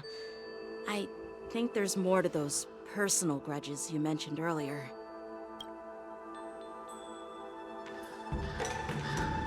Thanks for stepping in, General Fei Xiao. Otherwise, I'd have had to knock them out with my incense. Why? What's the issue? Not at all. Just doing what you asked. How about we call it even as payment for the healer lady's consultation? It's like they're suddenly afraid of a little fight all of a sudden. Sorry, but even a general needs to pay their bills. We don't do credit here. And let's not forget, you'd have been waiting decades for a chance to see the Dragon Lady if it weren't for me. Well, you can always send the bill to the Seat of Divine Foresight and say it's for mentoring those kids. After all, it was quite the effort splitting them up. I nearly had to get tough. Now, if you'll excuse me, I need to find a spot and get some fresh air.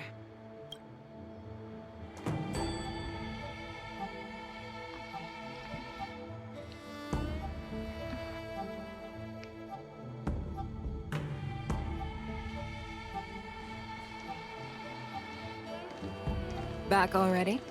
You've met with Jingyuan and wandered around for a few hours. So, what do you think? It appears that the Divine Foresight is using this war dance as a show of strength to convince everyone that the Lawfu is prospering after the Ambrosial Arbor crisis. But... I know you're going to say but, right? But The influx of people attending the war dance is like a breeding ground for disorder and rumors. One wrong move, and the Luofu could be in a world of chaos. The Cloud Knights on the streets remain vigilant, so at the very least, General Jing Yuan is aware of this. As for other matters, I'm unable to say.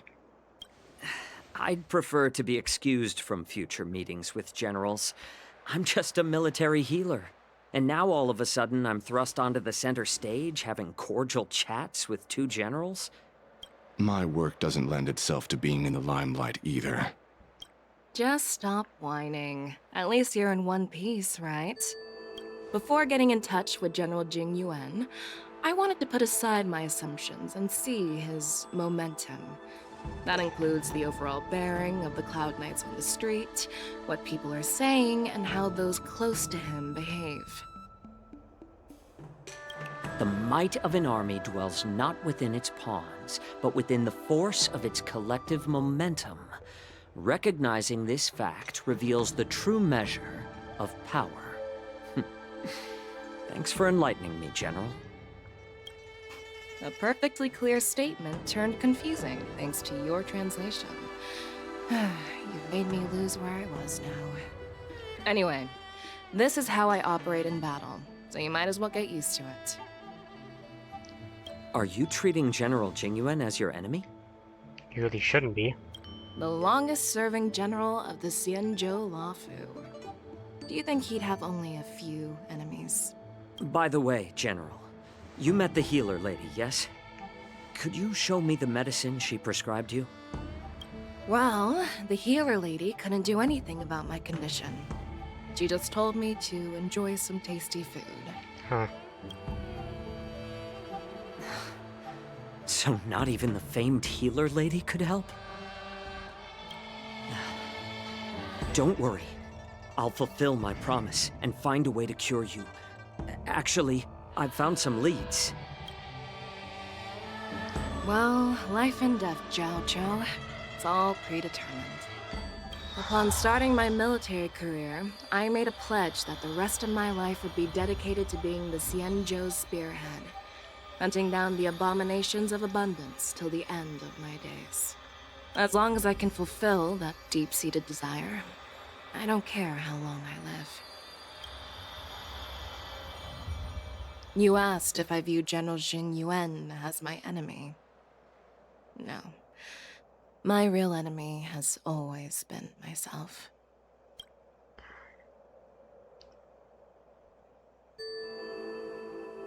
Enjoy some tasty food. So, what's for dinner tonight? Jeez. You really know how to read the room, don't you? You guys figure it out for yourselves. I'm due to catch up with an old war friend I've not seen for quite a long time. Who?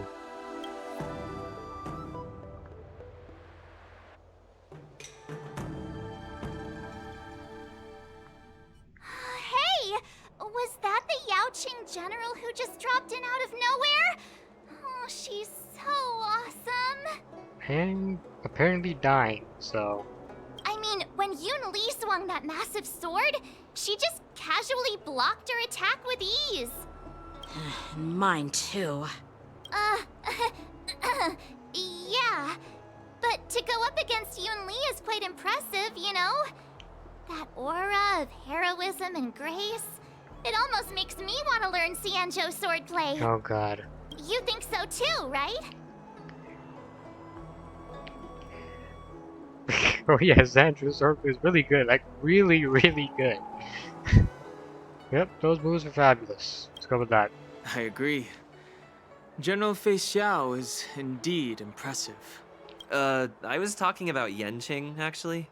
Thanks for the kind words, Miss March. The war dance is coming up, and I've been chosen to represent the Cloud Knights in the ceremony.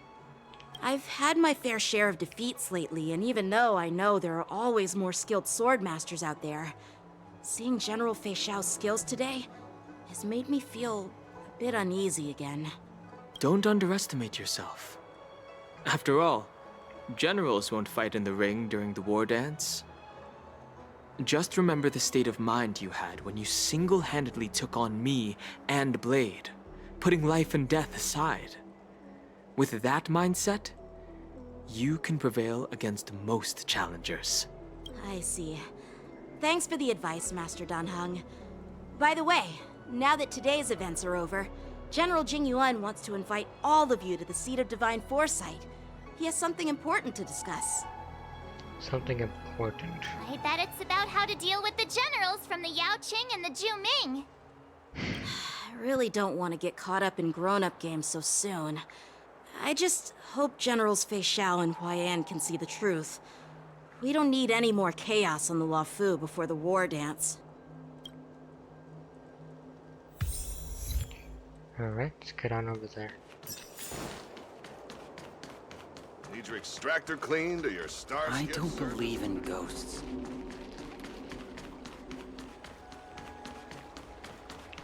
I'm going the wrong freaking way.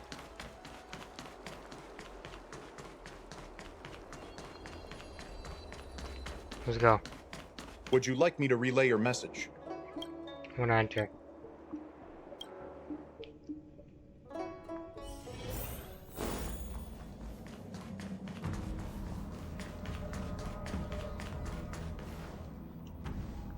Earlier at the Palace of Astral, I introduced these guests from the Astral Express to you, Elder Huaiyan. But with all the people around, we only exchanged pleasantries. Now, I'd like to officially introduce them to you.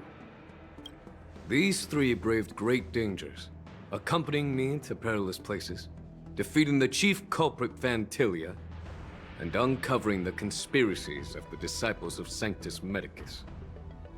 If you wish to know more, please, feel free to ask us. Well, I skimmed through the reports about the Arbor's rebirth from the Master Diviner Fu Xuan. She's been summoned to the Yuque for questioning. There are a lot of doubts within the Alliance about this whole situation. But despite all that, I believe in you. Since you joined the ranks, you have repeatedly achieved remarkable feats. After the High Cloud Quintet each went their separate ways, despite the many criticisms within the Alliance, the Marshal still stood firm against the dissenting voices and entrusted the Luofu to you. Over the years, you've served the Alliance with loyalty and wisdom. You've taken down abominations in Thalassa, rescued the Xianzhou Yuque from a siege, and destroyed the demonic planet summoned by the denizens of abundance. I still remember Man, he's those done a battles lot. vividly. There are fools who doubt your loyalty. They're happy to see the divine foresight fail because it gives them some kind of sick satisfaction. They haven't achieved anything of their own, so they feed off the failures of others. But I've seen enough failures in my time, and I want to believe that your loyalty has never wavered. So, General Fei Xiao of the Yao Qing is the only one investigating the Ambrosial Arbor crisis on behalf of the Alliance? No. I am too. You legit just said you believed in him, and now you're taking it back. This old man's words always catch me off guard. The Marshal ordered me to come to the Xianzhou Luofu, but the document only says, attend the war dance and listen to Fei Xiao's questioning. So he wasn't supposed to actually do anything. Since it's the Marshal's orders, do we gotta step aside? Is that how this is going? No need for that. Okay, good. They're all important witnesses. The Marshal is well aware of Jing Yuan's purpose in holding the ceremony, and understands the situation he is facing. She mentioned it because she believes both issues are important. Thanks for your kindness and sincerity, Elder Huaiyan. But is it appropriate to tell everyone here about the Marshal's orders? By introducing the Express's witnesses to me alone, aren't you aiming to discern the intentions behind both my actions and Fei Xiao's? And whether there's any discord between us? Well, since I'm being open and honest with you, I encourage you young folk to do the same. As for the Ambrosial Arbor crisis, all I need to do is listen. General Feishao will be the one asking the questions. To be honest, I'm more concerned about the timely start of the war dance. Oh, by the way, I've prepared a gift for the war dance. Admire the sword. Yes, it's this case right here. Okay. You see the There sword. will be numerous contests and celebrations during the war dance, and the main event will be the Ringmaster's Challenge. The host will dispatch a skilled warrior to take on challengers from all over the cosmos, showcasing the excellent martial arts of the Xianzhou Luofu. When you mentioned that the Astral Express would be attending the ceremony, so we are fighting I thought them. the High Elder of the Luofu would be the Ringmaster. At least I hope so. You humor me, Elder Huayan. The healer lady is just a young lady who knows nothing about martial arts. How can I assign her as the Ringmaster? I'm no match to you when it comes to joking. What's this box for? Why don't you open it, General Huayan? This sword case is intended for the War Dance's award. It's empty now, but in a few days, a precious sword will be delivered and stored inside. So it hasn't arrived yet. I don't mean to boast about our skills, but this sword represents the pinnacle of the Zhuming's craftsmanship. It has a legendary history, full of heroic tales from foreign lands, tales that are too detailed to be summarized in just a few words. Since the delegation delivering the sword hasn't arrived yet, I'll just leave the case here for now. I've been wondering who would be worthy of such a sword. And then it hit me. I can award it to the champion of the Ringmaster's Challenge. The ceremony's champion is sure to be a perfect match for the sword. Moreover, I hear that Yanqing is an excellent swordmaster, and that he will be representing the Luofu as the Ringmaster. So it seems like a perfect gift for him. Thank you for your generosity, Elder Huayan. He better win, man. If you want to give me a sword, just say the word, Grandpa. No need to beat around the bush. Ah, she's such an ass. You've got confidence, my girl, but I don't think you can best Yanqing. I know you're all about swords, Miss Yunli. It's just a shame that it's the sword that ultimately chooses its rightful master. Yeah, and even if someone gets their hands on such a precious sword, it'll probably end up in someone else's. The outcome of our duel at the Alchemy Commission is still up in the air. Since you're interested, why don't you represent the Xianzhou Juming and challenge me in the ring? That's exactly what I had in mind. Nobody knows who's gonna come out on top. It could be me, could be someone else. It'll probably be me. But whatever happens, it won't be him. Be either death or disaster if these two clash. Okay, come on. We'll be fine. Not to be rude or anything. We've been watching their drama.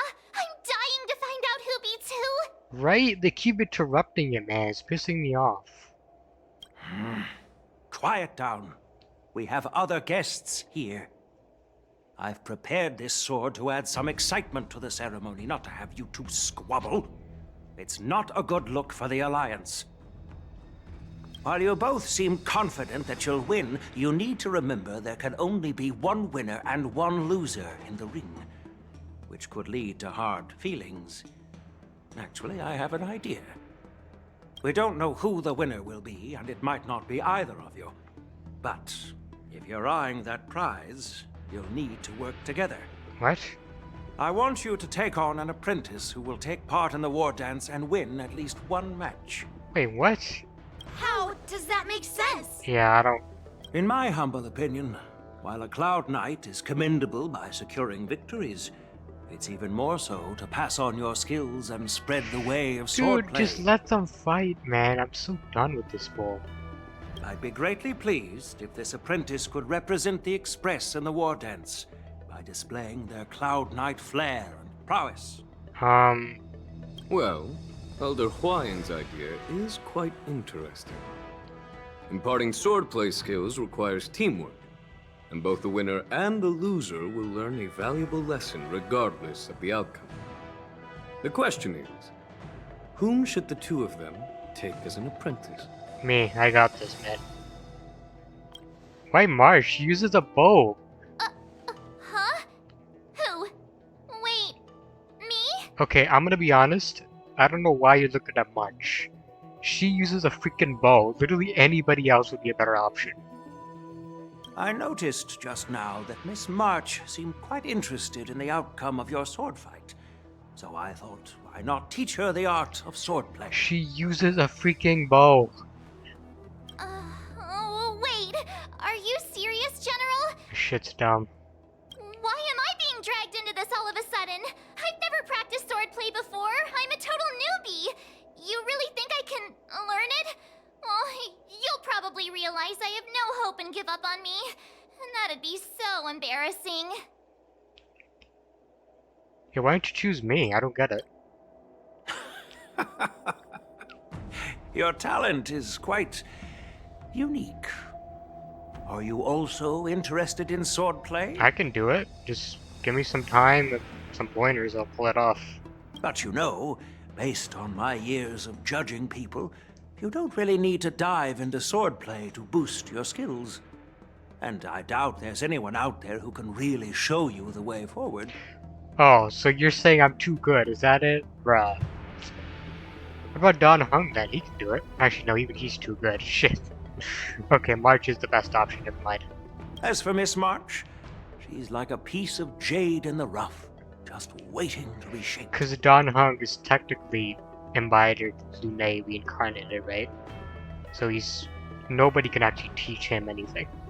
I appreciate your kind words, General Huayan. But won't teaching me swordplay be a waste of Yanqing and Yunli's time? They should be preparing for the ceremony. Plus, I heard that each swordmaster has their own special moves. What if they let something slip while teaching me? If everyone knows each other's tactics, won't that make it hard to catch people off guard during the war dance? That's considerate of you, March 7th. But don't worry. It'll take you at least a decade of hard training before you can even start learning special moves. No need to freak out. A few Juming swordplay tricks will mean you'll be more than equipped. Really? Looks like March's curiosity has been piqued. The whole point is to know each other's moves. Defeating your opponent in just one move? How boring would that be? Plus, what really decides a swordsman's fate isn't some special move. It's the solid fundamentals. So Miss Yunli has already agreed. What do you say, Yanqing? General, I haven't graduated yet. How can I be qualified to teach swordplay to others? So you're admitting your defeat, huh? If you're not even confident to teach, why don't you let me be the ringmaster instead? Yanqing, teaching an apprentice is also a way of honing your own skills and gaining insights. You've been an apprentice for years. It's about time you looked at swordplay from another perspective. I see, General. Then count me in. Now that Yanqing has agreed too, it all comes down to Miss March giving her nod. It's up to you to make the final decision, March. Time for you to become the best swordsmaster on the Express. At least that way, I won't have to worry about you accidentally shooting me in the butt all the time. Wait, what? She actually does that? Oh shit. Hey, I've never missed my target. No, now that I've said that, I'm a bit suspicious. Then I'm on board. Thank you for your kindness, General Huayan. Great! Starting tomorrow, Yanqing and Yunli will teach you the basics of the Cloud Knight's swordplay. Yunli and I will head out and purchase some sword practice equipment for Miss March. Think of it as a little initiation gift. You're too kind. Wait, you're giving me a gift? Shouldn't it be the other way around?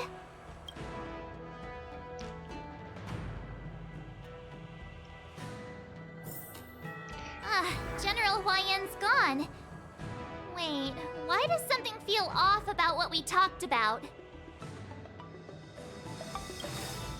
I think we strayed off topic.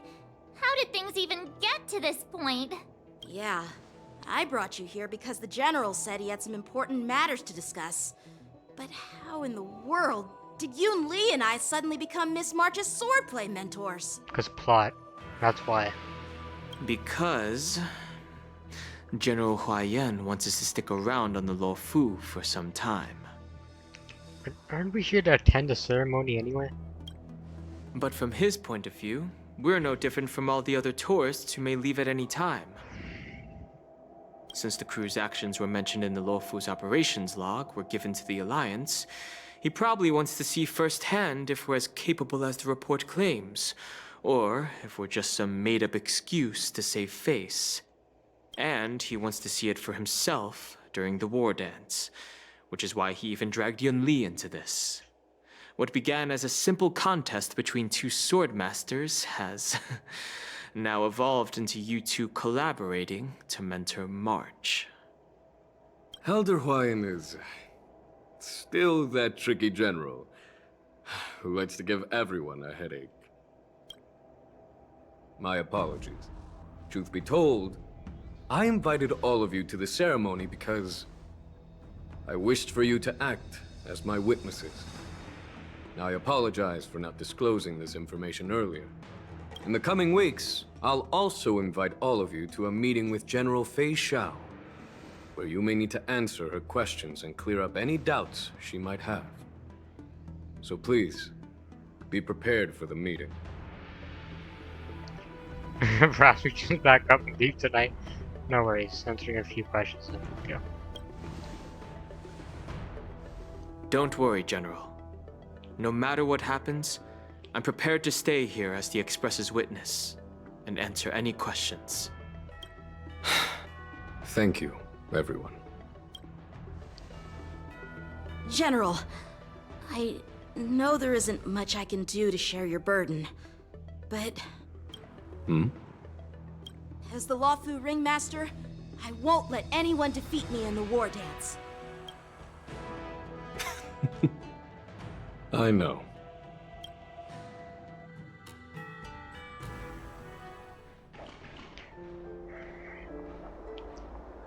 The illustrious Merlin's Claw waiting for me?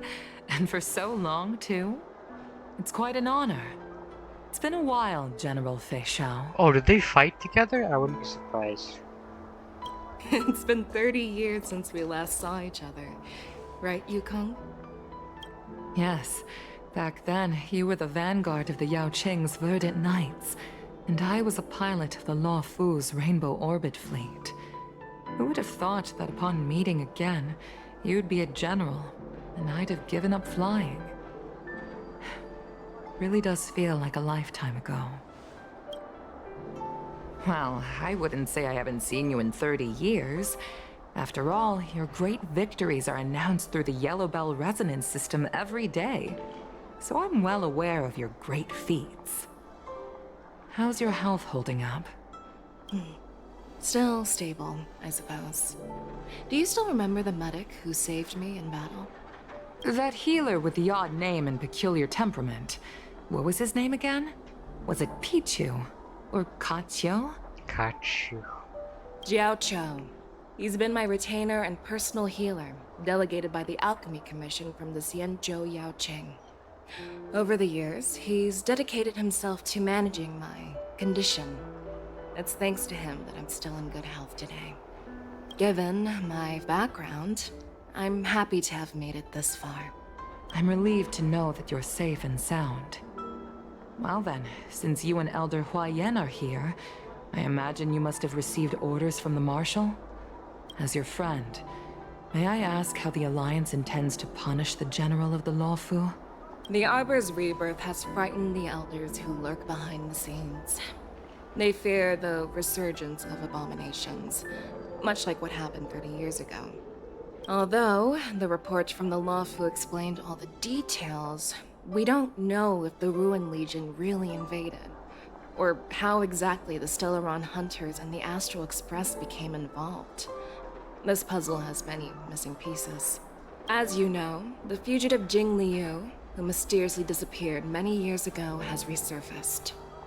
This time, she has brought along an outworlder and a coffin, claiming to offer the Marshal a method to fight against the Eons. The Luofu Preceptor has also leveled accusations against Jing Yuan for neglecting the Alliance's principles. She asserts that Jing Yuan enabled the exiled Imbibitor Lunae to re-enter the Luofu, thereby unlocking the lunarescent depths within Scale Gorge Waterscape, which in turn disrupted the Vidyadhara's dutiful watch over the Ambrosial Arbor. Say what? It is for these reasons that I have come here to the Luofu today. Well, duty calls. Perhaps I shouldn't have mentioned all of this to an uninvolved person, but since we once fought together, I didn't want to keep you in the dark. Perhaps pretending you didn't hear any of this would be for the best. I understand. I'm sorry. I was out of line. I know I shouldn't be defending General Jing Yuan right now, but... well, you know how I am. The Luofu has enjoyed centuries of stability since the end of the sedition of Imbibitor Lunae, much of which can be attributed to General Jing Yuan's masterful strategizing. Unfortunately, for long-life species, enduring through the ages always culminates in a failure that undoes all previous achievements. A moment that our adversaries relish. That's true. And that's why I'm also here for another purpose. To visit Hule. Hule? You mean that Hule? The Borisin warhead? The same Hule who has been imprisoned in the Shackling prison for over 7 centuries? The nemesis of the Foxians who will never be forgiven and shall be imprisoned until the end of the cosmos. I can't quite remember the exact wording, but yes, the very same Hule. Usually, only emissaries from the Xianzhou Yaoqing Skyfaring Commission visit him once every century. Why do you have to visit him now, of all times? The Foxians and the Alliance made a pact to combat the abominations, aiming to achieve justice and free their kin. That werewolf monster is to be forever imprisoned in the dark recesses of the Shackling prison, facing unending retribution. Given the situation on the Luofu, those on the Yaoqing are concerned about Hule's imprisonment. I'm afraid that the routine visit every century is no longer sufficient to ease their concerns. That's why I was sent here, to reassure them. It's all bad news. Well, not everything. There might be a silver lining. Oh, by the way, I found some clues about the thing you asked for. Tell me more. The Verdant Knights followed the route you mentioned and discovered the wreckage of the Whistling Flame ship. Unfortunately, there were no survivors and no cargo. That's depressing. However, someone had already been on the scene before we arrived. Our people? Or someone from the IPC? No, neither. Yukong, have you heard of a person named Ron May? What the fuck was she doing there? How's she connected to this?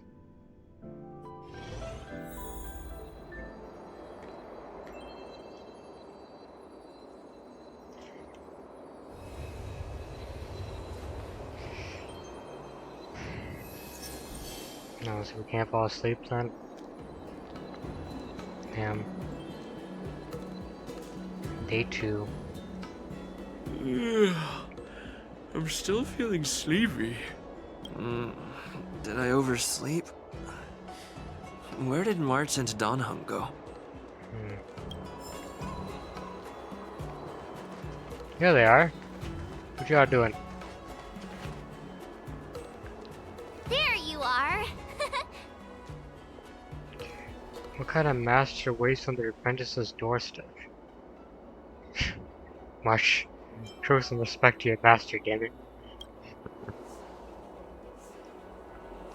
It's an honor to learn from you, Master Yanqing. Oh god.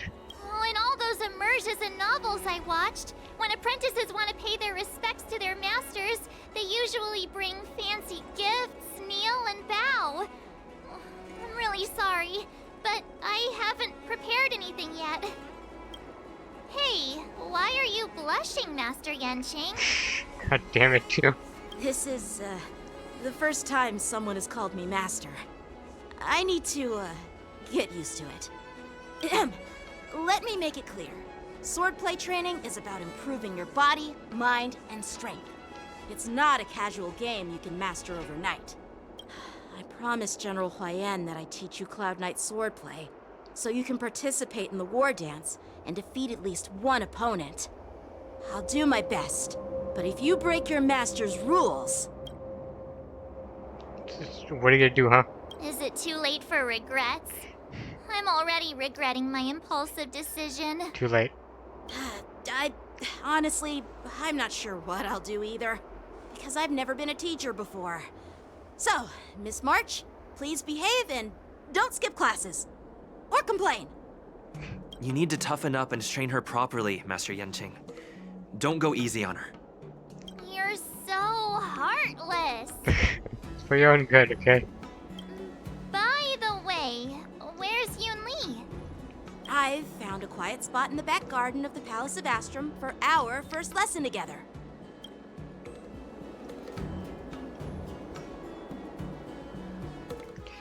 So they're gonna do this separately then.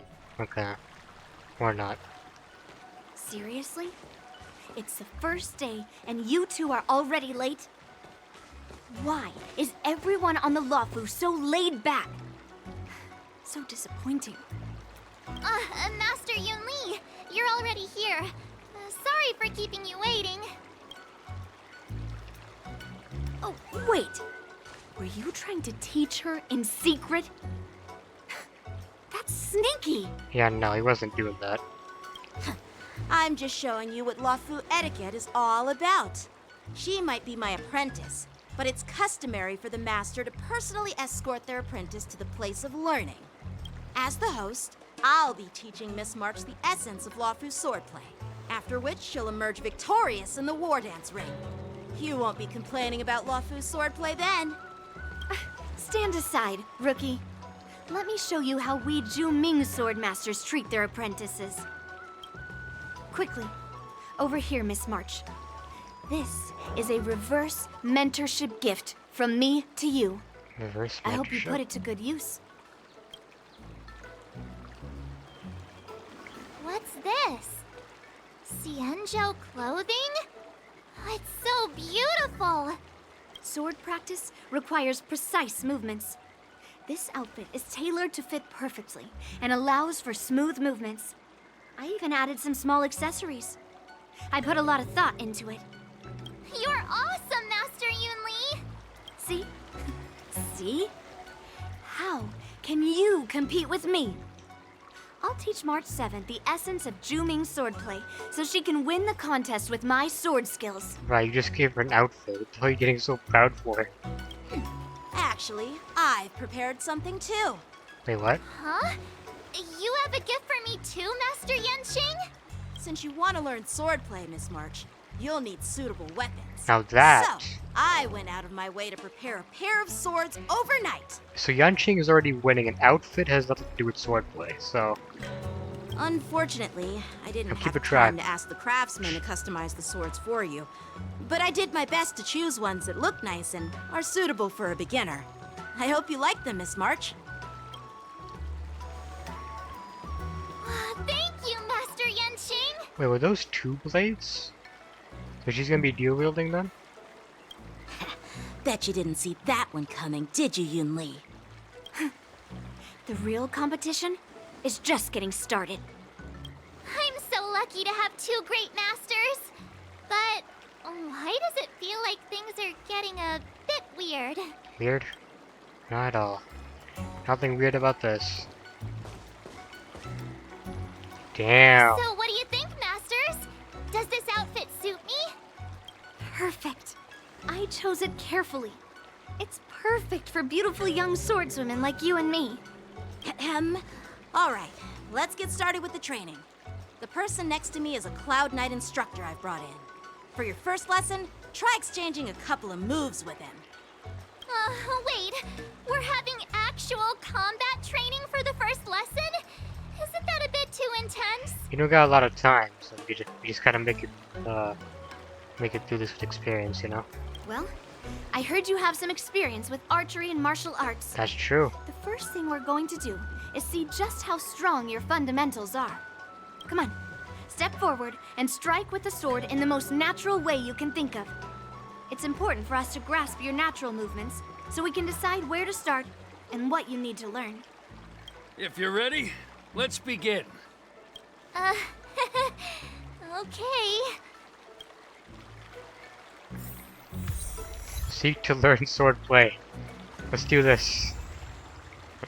Are you ready? Not really, but okay. Yeah, I'm ready. But please go easy on me. Wait, do we actually get the fight, or is it just... Then I apologize in advance, Miss March. Oh god. Okay, we get the fight. Alright. I can Oh, take 10 that's of you. cool. And while she's still experienced with the sword, why don't you use your skill first and let a few moves? Wait, what? Oh! That's interesting. Please have some tea. Pay close attention, Miss March. Shifu's Lawful attacks... swordplay is all about being swift and agile in your movements. Okay, Shifu's attacks can accumulate charge from Art 7 and make her realize powerful abilities. Ugh, the sword is like water. It cannot remain still. Okay. Blade and flight! Oh, that's interesting. Right on time. Practice is So over. she counters automatically? That's interesting. Swords descend! Ignore him. Strength is everything. If I wanted to learn from someone, it'd definitely be Yanqing, because I like agility more. Personally, at least. Strike! Like this? Well done! A one-time enemy. That wasn't bad, actually. I'm starting to get the hang of it. Good. Okay, let's learn from her this time. Here you go, Master. Yes, you! Okay.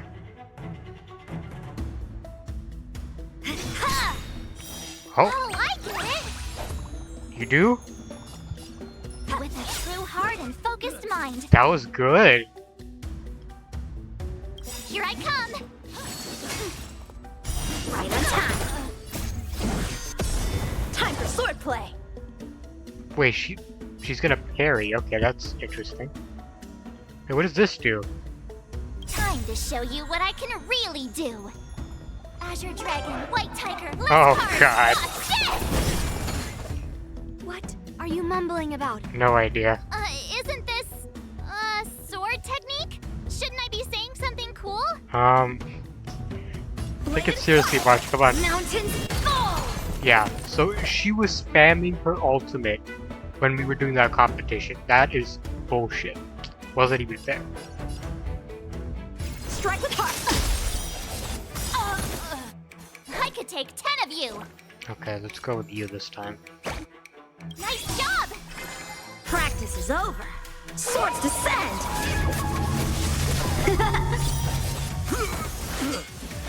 Parry. Yes, you! Yeah, she basically just sits back and lets... Yeah. Awesome! Alright, check out this move! Damn, she's not doing that bad. I didn't expect the first lesson to be so intense. Miss March has quick hands and a flexible body. She's a perfect fit for practicing Lawfu swordplay. Yeah, and I don't care what she says, strength training is not gonna work for March, okay? She's more suited for like agile stuff. She's also dual wielding, doesn't make any sense otherwise. However, she lacks strength. Exactly. And her strikes were a bit unfocused. But don't worry, that's totally normal for beginners. Once she starts practicing Juming swordplay, she'll make heaps of progress. Unless Juming swordplay is also like agile stuff, like it's not just strength. Given the situation, I believe Miss March should start by working on her Strength. Yeah. Yeah. I'm gonna have to go with Yanqing on this one, sorry. Seriously, do you actually know anything about swordplay, or what? Strength? Do you think she's suited for that? She's not. She's really not. I could ask you the same thing. Dual swords require agility. Exactly. So what's more important than footwork? That should be quite obvious. Instead of focusing on her strengths, we should address her weaknesses. No, we should make her strength. The drawback of wielding two swords is not generating enough force. What good is being quick on your feet if you don't have strength? It's not like we're dancing here. Dude, she's a beginner. We gotta at least make her a bit stronger first before you work on her weaknesses. You dumb or what? Skilled sword masters know how to play to their strengths Exactly. and work on their weaknesses. Yanqing's making some Start sense. with what you're good at, then tackle your weaknesses. Exactly. That's the right way to learn. Bro, she has no idea what she's doing. You're quite the theorist, huh? No, he knows what he's doing. You don't. Theorist? You claim to be able to talk to swords. So what does that make you? A lunatic? Dude, why am I not here, man? I would agree with Yanqing on this one. She is not making any sense. Hey, it's only my first lesson, and you're already arguing. Get used to it. Come on, calm down, masters. I'll have to improve both my footwork and strength anyway. True. So it doesn't matter which one comes first. That's also true. But it does matter. Just listen to me, March 7th. Bro, you're both talking and saying the same thing. Aww. Thus begins the journey of Mark 7 sword trading. Oh my god. This is great.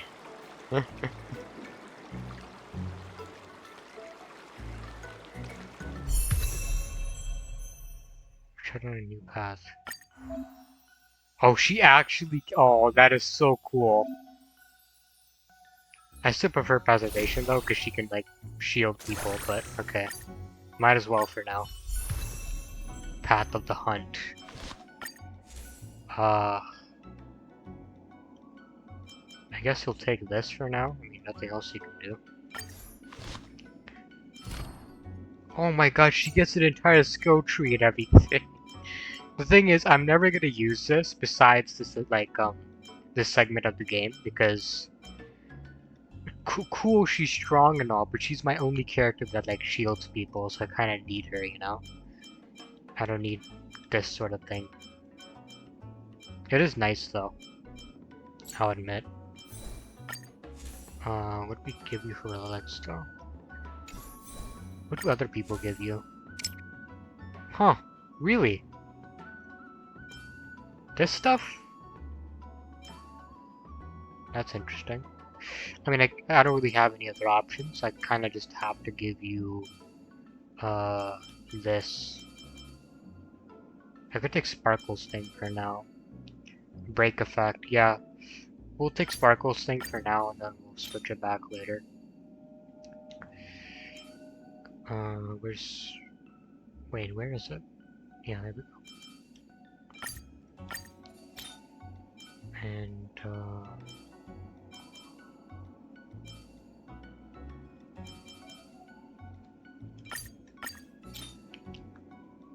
take the boots as well.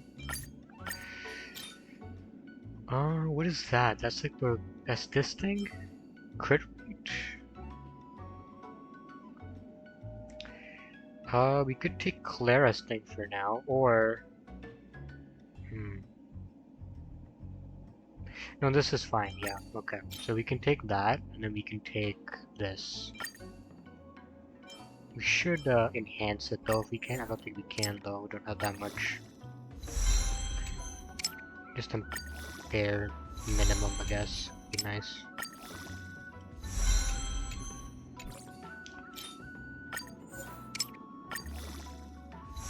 Oh, fire damage bonus is kind of useless. Whatever, it's too late for that now, so...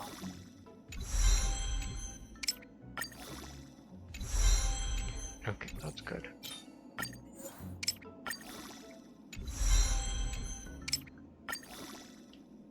Okay, that's good.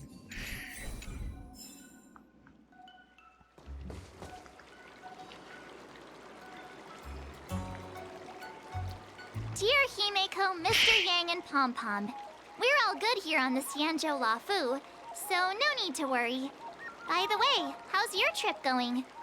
As for me, I've somehow become the apprentice to 2 Cloud Knight sword masters, and I've been honing my sword skills with their guidance. One of them is Yanqing, the boy we've all met before.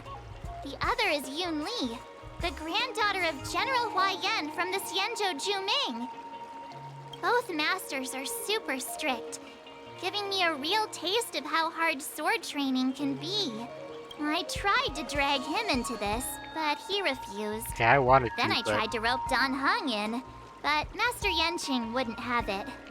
Because apparently I'm too good for sword training. I don't know about that. Like, I guess we're good with our spear, but swords? I don't know, man.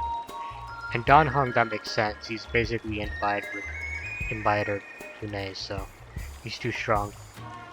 Still, I didn't let the difficulty get to me. In just a few weeks, my sword skills have improved a lot. Both my masters think I have unique talents in swordplay, and are literally fighting each other to teach me their skills. Thanks to their guidance, I've actually made some progress. When I get back to the Express, I'll definitely show off my skills and impress you all. Looking forward to your reply. Yours, March 7th. Days and nights fly by. Under the strict supervision of our 2 masters, March 7 trains tirelessly.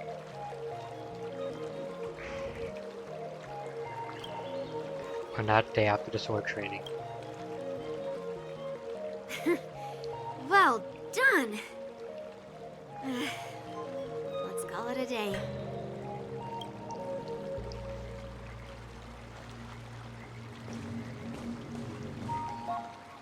Miss March's sword skills are really coming along. She'll hold her own just fine in the war dance. You have a chance of defeating my masters? You got no way. Just watch when the fight time comes. There you go. Just you wait and see. I'll show off my skills in the ring and win a match. I'll make both of you proud. Can you believe it? March 7th has actually become a pretty decent swordmaster in such a short time. Now I understand why Grandpa always had a grin on his face while training me. Are you sure he wasn't laughing at you? Oh, shut up. It's all thanks to your amazing guidance, masters. Miss March, you're really getting the hang of wielding dual swords. If you're keen on advancing, trying out different Xianzhou blades can improve your touch. Let me see. Which sword is the most powerful? Single sword? Great sword? Or maybe a flying sword? There's no such thing as the most powerful sword. Yeah. It's all about the skill of the swordmaster. Yanqing wields several flying swords, while I only wield one. But remember how I kicked his butt at the Alchemy Commission? Yeah, remember when you spammed your ultimate like a piece of shit? Remember that. First, you didn't kick my butt. Second, you'll never kick my butt. Third, how about we settle this right now and see who kicks whose butt? Yeah, I'm up for that. And if I kick your butt, you'll drop out of the war dance. Deal? Why are you two arguing again? I thought things had been improving between you lately. Definitely not. There was talk that the leading disciples of the Luofu and Juming generals were supposed to face off in the war dance, but for some reason, they suddenly teamed up to train an apprentice of their own. Turns out, the rumors are true.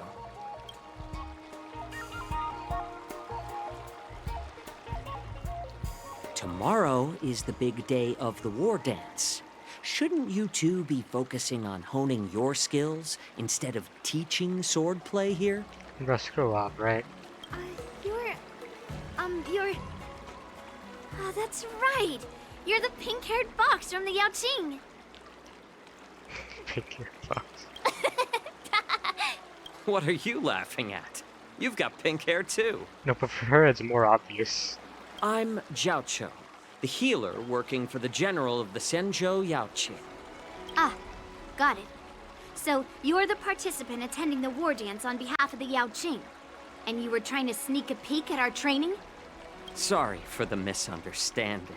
I don't know anything about martial arts. I doubt that. I'm just here on the general's orders to take Uh-huh. care of some official business. Yeah, right. I didn't mean to interrupt your training.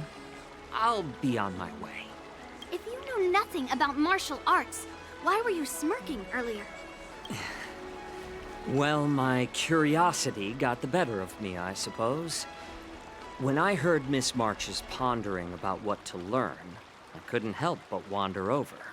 From my professional experience, cleavers, slicers, chopping knives, and carving knives are all just tools.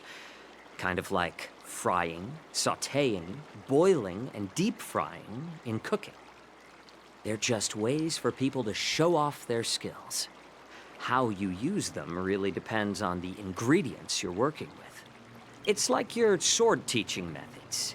If you align your ingredient, in other words, your apprentice's natural tendencies, with the right cooking method, by which I mean the teaching method that best suits her, she'll make double the progress in half the time. For example, golden eggplant tastes best when fried, cloud peppers when stir-fried, and yellow boulder beef when simmered. It's all about discovering the nature of the ingredients. I mean, apprentice. Right. I'm getting hungry. No, I'm also getting kind of hungry, to be honest. All this talk about food is making me hungry. Same. Aren't you a healer? Why are you talking about food? But just because he's a healer doesn't mean he can't cook. Come on, man. Well, it's just a metaphor. The medicinal school I follow on the Senjo Yaoqing is called the Ranja School, that specializes in food therapy. Food therapy? So it's only natural that I know a thing or two about cooking. So, you're the general's cook? I'm a healer. But anyway, a cook who isn't interested in health doesn't make for a good advisor. Fine. Call me a cook if you want. Seeing the way you're looking at me, it's obvious you think I'm just some feeble academic who likes to blabber on about martial arts. But, in reality, I know a thing or two about killing. Whoa there, dude. After all, the art of healing inherently encompasses both life and death. What happened to not knowing anything about martial arts? Seems like we just got offended, yeah. Seriously? Trying to save face in front of kids? Ugh. Do you recognize this bottle of medicine in my hand? No, I don't. No? Yep. This is called tumble dust. Tumble An what? extract from an exotic flower named Yabra. Okay, why does this matter? Ugh, is it poison? Looks like poison. Well, it depends on how it's used. It's poison. With just one drop, it's able to numb a patient's body during surgery, making them painless throughout the entire process. However, increase the dose or the potency, and it'll slow the metabolism, making the blood thin and resulting in the loss of all senses. God damn. Even long-life species cannot escape its effects. This thing can save lives or take them. It's more powerful than the swords in your hands. That may be so, but still, I prefer settling things with a sword than, you know. Poisoning people. Huh. Looks like I did get you all wrong. You're not a feeble scholar, but a sinister and despicable one. Hey, why the insults all of a sudden? I'm just sharing some medical knowledge here, not persuading you to poison anyone. Dude, you could have fooled me. Seems like you get real excited when talking about poison. Right? I can't tell if that's an honorable thing or sinister. I mean, how that be honorable? Picture this. 2 individuals. The one standing is full of malice. The other lying down is honorable and righteous. How can the one who's lying down label the one standing as sinister? Because you poisoned the guy who's lying down, right? So in the throes of combat, where life and death hinge on a singular moment, every idea fades into nothingness. The only thing that matters is staying alive. You sure you aren't an assassin? You sure talk like one. Surviving the battlefield reshapes all notions of worth, be it integrity or treachery. In my eyes, their significance is negligible. Yeah, I really think you're an assassin, dude. Perhaps you've underestimated Yunli and me, Mr. Jiaoqiu. We may be young, but we've seen our fair share of war. Well, well. Then you should know that the war dance is nothing more than a contest. So why are you so focused on it? You wouldn't get it. When I was appointed as the ringmaster for the war dance, I asked the general, we Cloud Knights are supposed to charge into the fray and slay enemies. Why do we have to swing swords in a ring just to please an audience? And this is how the general replied. To unsheath your sword in a ring is no different than on the battlefield, as your sword reveals the might of all Cloud Knights. The war dance is the perfect chance to showcase martial virtue and forge alliances from all over the cosmos. When we unsheath the sword without drawing blood, we not only display our might, but also the martial virtue of the Cloud Knights. That's quite an insightful statement, Yanqing. Well, my apologies for being so short-sighted.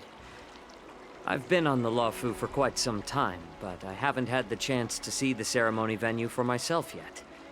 Hearing you speak so highly of it has piqued my curiosity. Would you mind showing me around? You want to see the Sky Splitter ship where the war dance will be held? Let's go! I bet Yunli and Miss March haven't seen it either, right? Well then, I'll give you all a tour.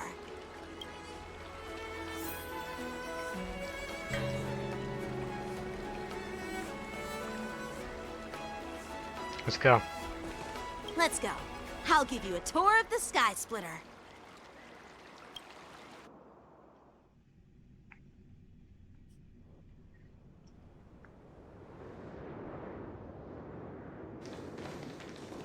Looks like a lot of other visitors have also come to catch a glimpse of the Sky Splitter.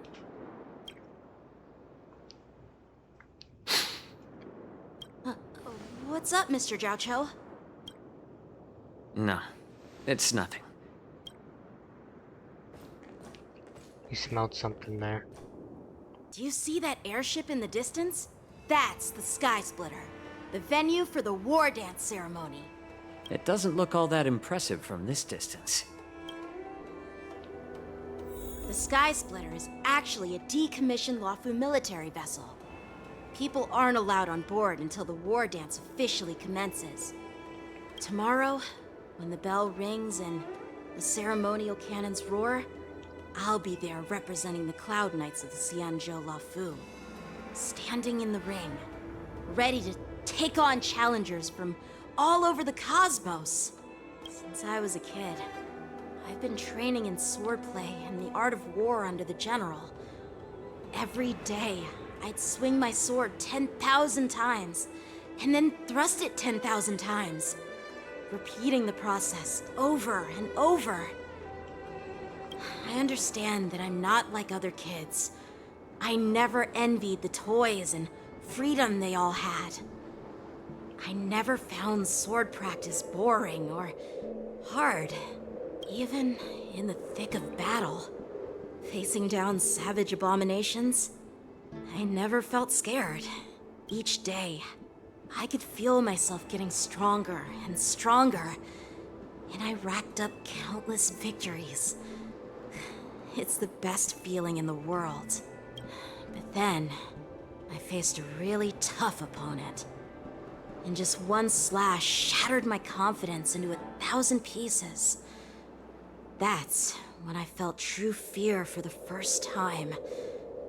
Maybe that's what Mr. Jiaoqiu meant by life and death hinge on a singular moment. Every idea fades into nothingness. After that, I had to pick up the pieces and try to put myself back together. But no matter how hard I tried, I couldn't seem to find my old happy self again. I often ask myself, why do I wield my sword? If defeat is inevitable, why do I continue to fight? Is it to reclaim the joy of victory? To meet the General's expectations? Or to secure my honor among the Cloud Knights? While the General could teach me the art of swordplay, he couldn't teach me why I should keep on going. He said the reason must come from within myself. I've been struggling to find that reason, but after talking with you, Mr. Jiao Chou, I think I already have that reason in mind. As a member of the Cloud Knights and the General's apprentice, I've had a weight on my shoulders.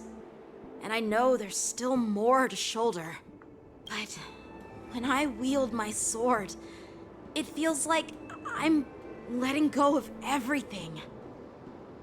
I love the feeling of giving it my all, facing any obstacle in front of me, pressing forward. That's why I wield my sword. Oh, Yanqing. So young, yet so grown up. By the way, how old are you exactly? Age doesn't really matter. All sword masters will understand how I feel. I get it. Looks like all the kids on the Luofu live tough lives. So, how about you, Miss Yunli? It's not polite to ask a girl her age, no matter which Xianzhou ship you're on. I'm not asking your age. I'm asking if you have a dream like Yanqing has. Yeah, that's what I thought as well. You don't talk like a cook. You sound more like a TV host or something. Need I repeat myself again? I'm a healer. Also assassin. Well, I don't have a dream like Yanqing does. The only reason I'm participating in the Ringmaster's Challenge is because I made a promise to my grandfather that I'd win the precious sword he's contributed to the war dance. Sounds like that mind of yours is just filled with swords. I bet you've got nothing better on your mind. My father was a craftsman on the Xianzhou Juming. Because of his foolishness, many innocent people fell victim to the cursed swords he forged. Since I was a kid, it's been clear to me that not everyone deserves to have a weapon in their hands. Giving them a sword is no different than being cruel to the innocent. So, whenever I come across someone unworthy of a sword, He's worthy, for sure. help but want to take it away from them. Given that Yanqing is the war dance ringmaster, I'm stepping up to challenge him. To ensure the precious sword doesn't fall into the hands of an unworthy master. Hey, what do you mean by an unworthy master? I see. It's not easy for kids on the Juming either. Yep. Well, it's better to have a reason for wielding a sword than to be lost and confused. I've saved countless Cloud Knights in my life, and there are plenty of exceptional warriors, just like the two of you. What happened, Mr. Jiao Chou? Oh, nothing. I was just reminded of some old friends. Judging from my professional perspective as a healer, both of you possess remarkable vitality.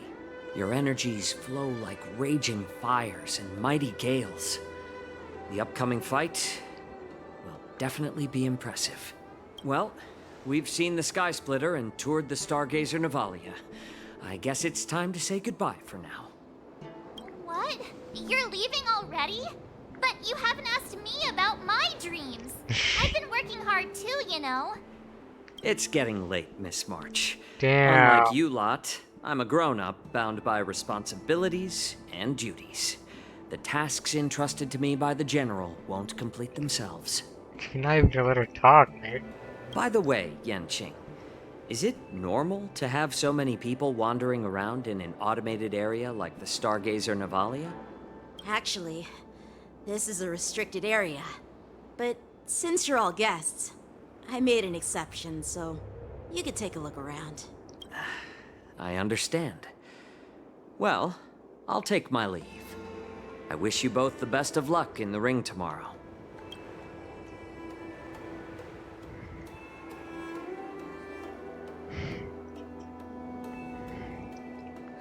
Seriously? I just spent so much time thinking about my dream that he didn't even ask me. Bro, your dream is probably shopping and eating sweets or some shit. Just let's be honest. Now that we're done with our tour of the Sky Splitter, shall we continue with our training? Why don't we take a day off? What? You want to secretly practice swordplay by yourself? Dream on. You know cramming before a fight never works out.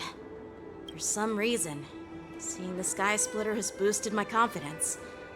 So, I've decided to conserve my strength for tomorrow. All right, I'll take you out of the Stargazer Navalia.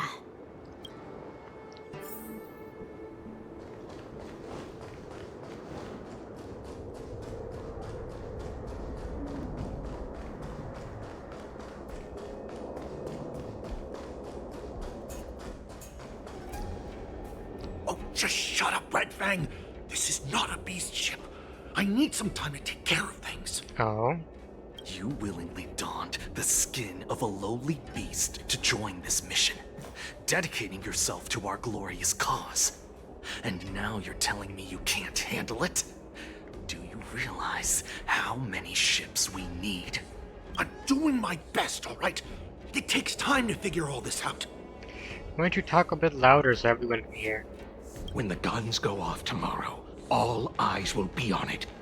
That'll be our only chance. The guns? How's that? Who's there?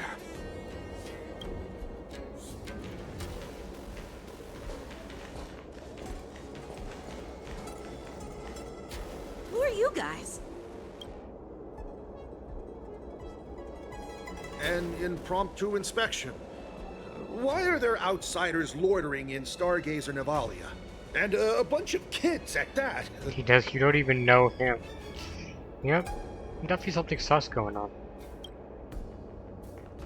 Hey, kids, didn't your parents ever tell you to stay away from the Stargazer Navalia?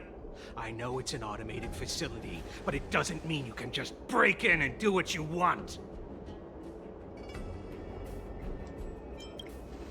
First of all, I'm an adult. Second, I didn't just break in.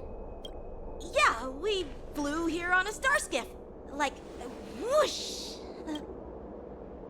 Well, I'm not trying to tell you off, but this place is off limits to the public, you know? You should know there's something sus going on, man. Interrogate these guys. Big sis, let's go. I want to play in Ever Hunt Plains. Oh, come on, man. You just interrogate them now, right? Or, okay, you want to do it this way? Everhunt Plains? Yeah, sure. Big Sis will take you there.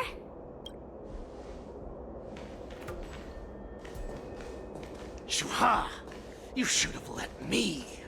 Shh, the overhaul is done, and everything looks good. We should leave. Oh, now they're gonna eavesdrop, okay. You're already done, though.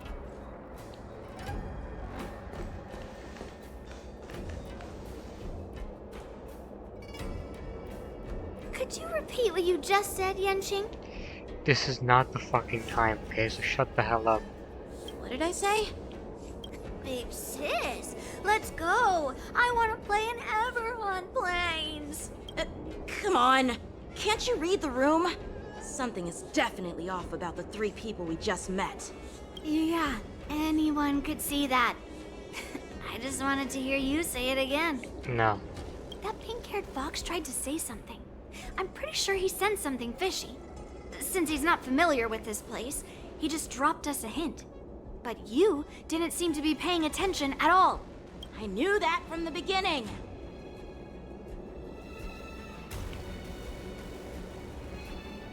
They said they were doing an overhaul, but it looked like they had no idea how to operate the Starskiff production line, right? And it's suspicious how they suddenly finished their overhaul and walked away as soon as they laid eyes on us. A Cloud Knight, a member from the Skyfaring Commission, and a craftsman. They're from various departments, and the reason for the overhaul seems legit. But one of them blurted out some weird language just now. Did you hear that? I have a feeling that if we secretly tail them, we'll definitely catch these guys in the act. Follow my lead, and be careful not to blow our cover.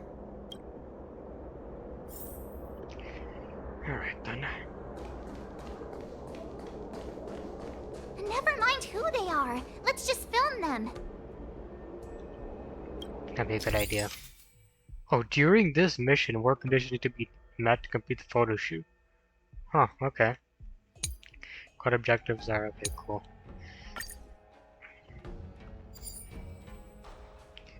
Using 4x zoom. That should be good.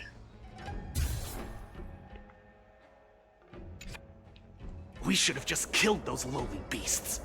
Those little brats won't take up much space. There are boxes all over this place. Just dump them into one and no one will notice. Damn! Wow. Cut the theatrics, Gulak. Even the slightest slip-up could interfere with Lord Moktok's plans. So where are we heading next? To check the freight skiffs. We've got a lot of preparations to do. Also, don't forget to take those crates with you. Weapons, supplies. We've got to be well prepared. Otherwise, we're screwed. So, are they smugglers? What exactly are they up to? I have no clue, but they seem to be moving those crates. I've got an idea. We can hide inside the crates and follow them. Pretty bold. Let's give it a shot. Take advantage of that. So cramped in here. I can hardly breathe. Just hang in there.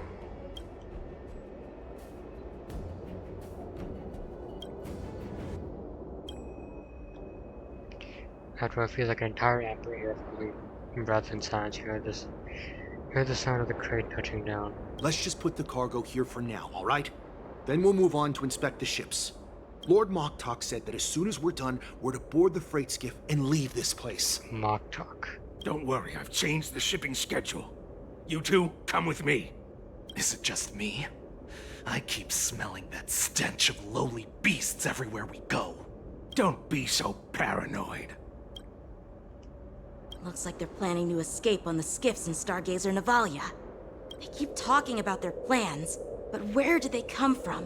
And what do they want to do on the Xianzhou? They're definitely up to something bad. Wait, they disappeared! Let's catch up to them. Oh shoot. Okay, we gotta be careful. Tread softly, breathe quietly, and make sure to keep an eye on them. Hide out of sight as soon as there's any sign of activity. I got this. Done this shit before, trust me.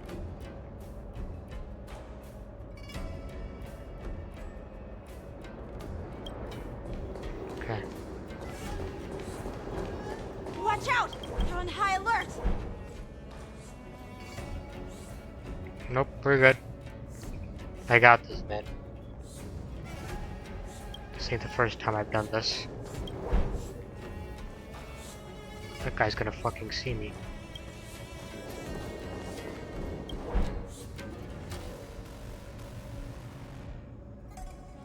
Don't be so paranoid. We're running out of time. Get over here! Yeah, man. Stop being paranoid. Suhard, I'm coming! Suhard. Just don't recognize that language. Oh shoot, he's running. Slow down. Leaving. We should catch up to them. Quickly! Dude. Wait up, man. Watch out! They're on high alert! That was close.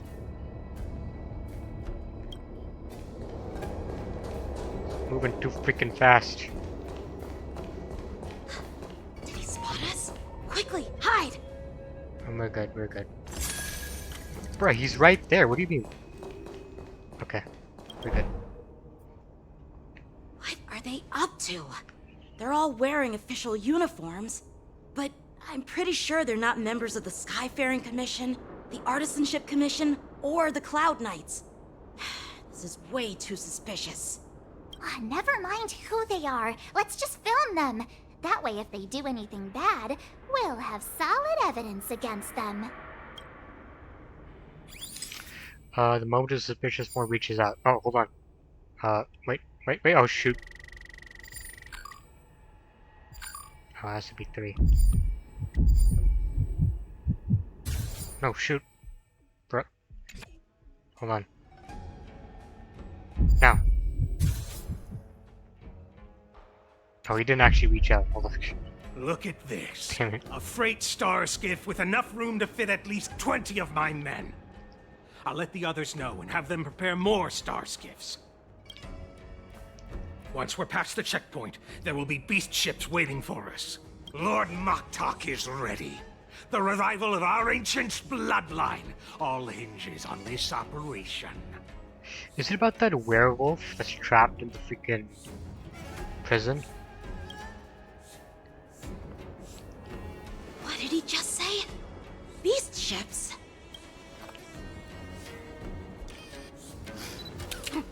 Who's there? Damn it, he got careless. Time for a fight. It's those brats! I told you to get rid of them, but you didn't listen, you idiot! Wipe them all out! Alright, now we can fight them. Let's go. Borison? Adusa! Die, you lowly beasts! Oh shoot. If it was gonna be like this, I would have switched their class. Oh, whatever. Wait. She can learn from us. What the fuck? March, learn from me. Actually, no.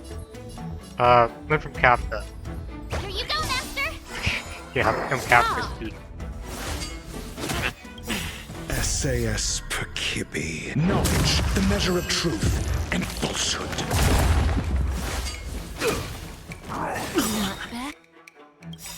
Lance ablaze! Lance! Forward! Freedom! Good times. Time to say bye. Boom. 0 points. I'm asking questions. Relax. It's time. Ready to shine. Learn from Ratio. But you know, at least learn from me. Nice job!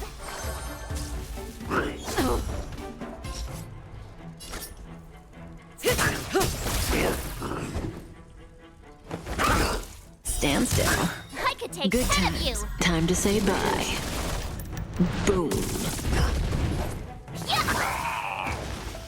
I'm on guard. Oh, she even got to use her move. How is this possible? How did these Foxians change their appearances like that? They're not Foxians at all. They revealed their true form. They're Borison, just like the bandits I defeated on the IPC ship. Wait, that means... The Borison disguise themselves as Foxians. How's that work? What kind of trick did they use? When we were tracking them earlier, they looked just like normal Sanjo Foxians. It's not just a simple disguise of wearing our clothing and shaving their whiskers. They're somehow able to alter their appearance to be indistinguishable from Foxians. They even have official IDs for the Skyfaring Commission, the Artisanship Commission, and even the Cloud Knights? You can't trust anyone right now. Let me check this fake Cloud Knight's tag. Maybe it'll give us some clues. Lujun, an officer of the Patrol Defense Squad? Wait! What's the matter? I encountered a patrol officer named Lujun before. It was a few weeks ago, when we were transporting the Borison prisoners. They can forge official identities and move around the Xianzhou without raising suspicion. Oh no, this is bad. Even worse. If you find one cockroach on the Express, it usually means... There are more Borisin hiding on the Xianzhou. I bet their plan is much bigger than just stealing information. We've got to report this to the Seat of Divine Foresight.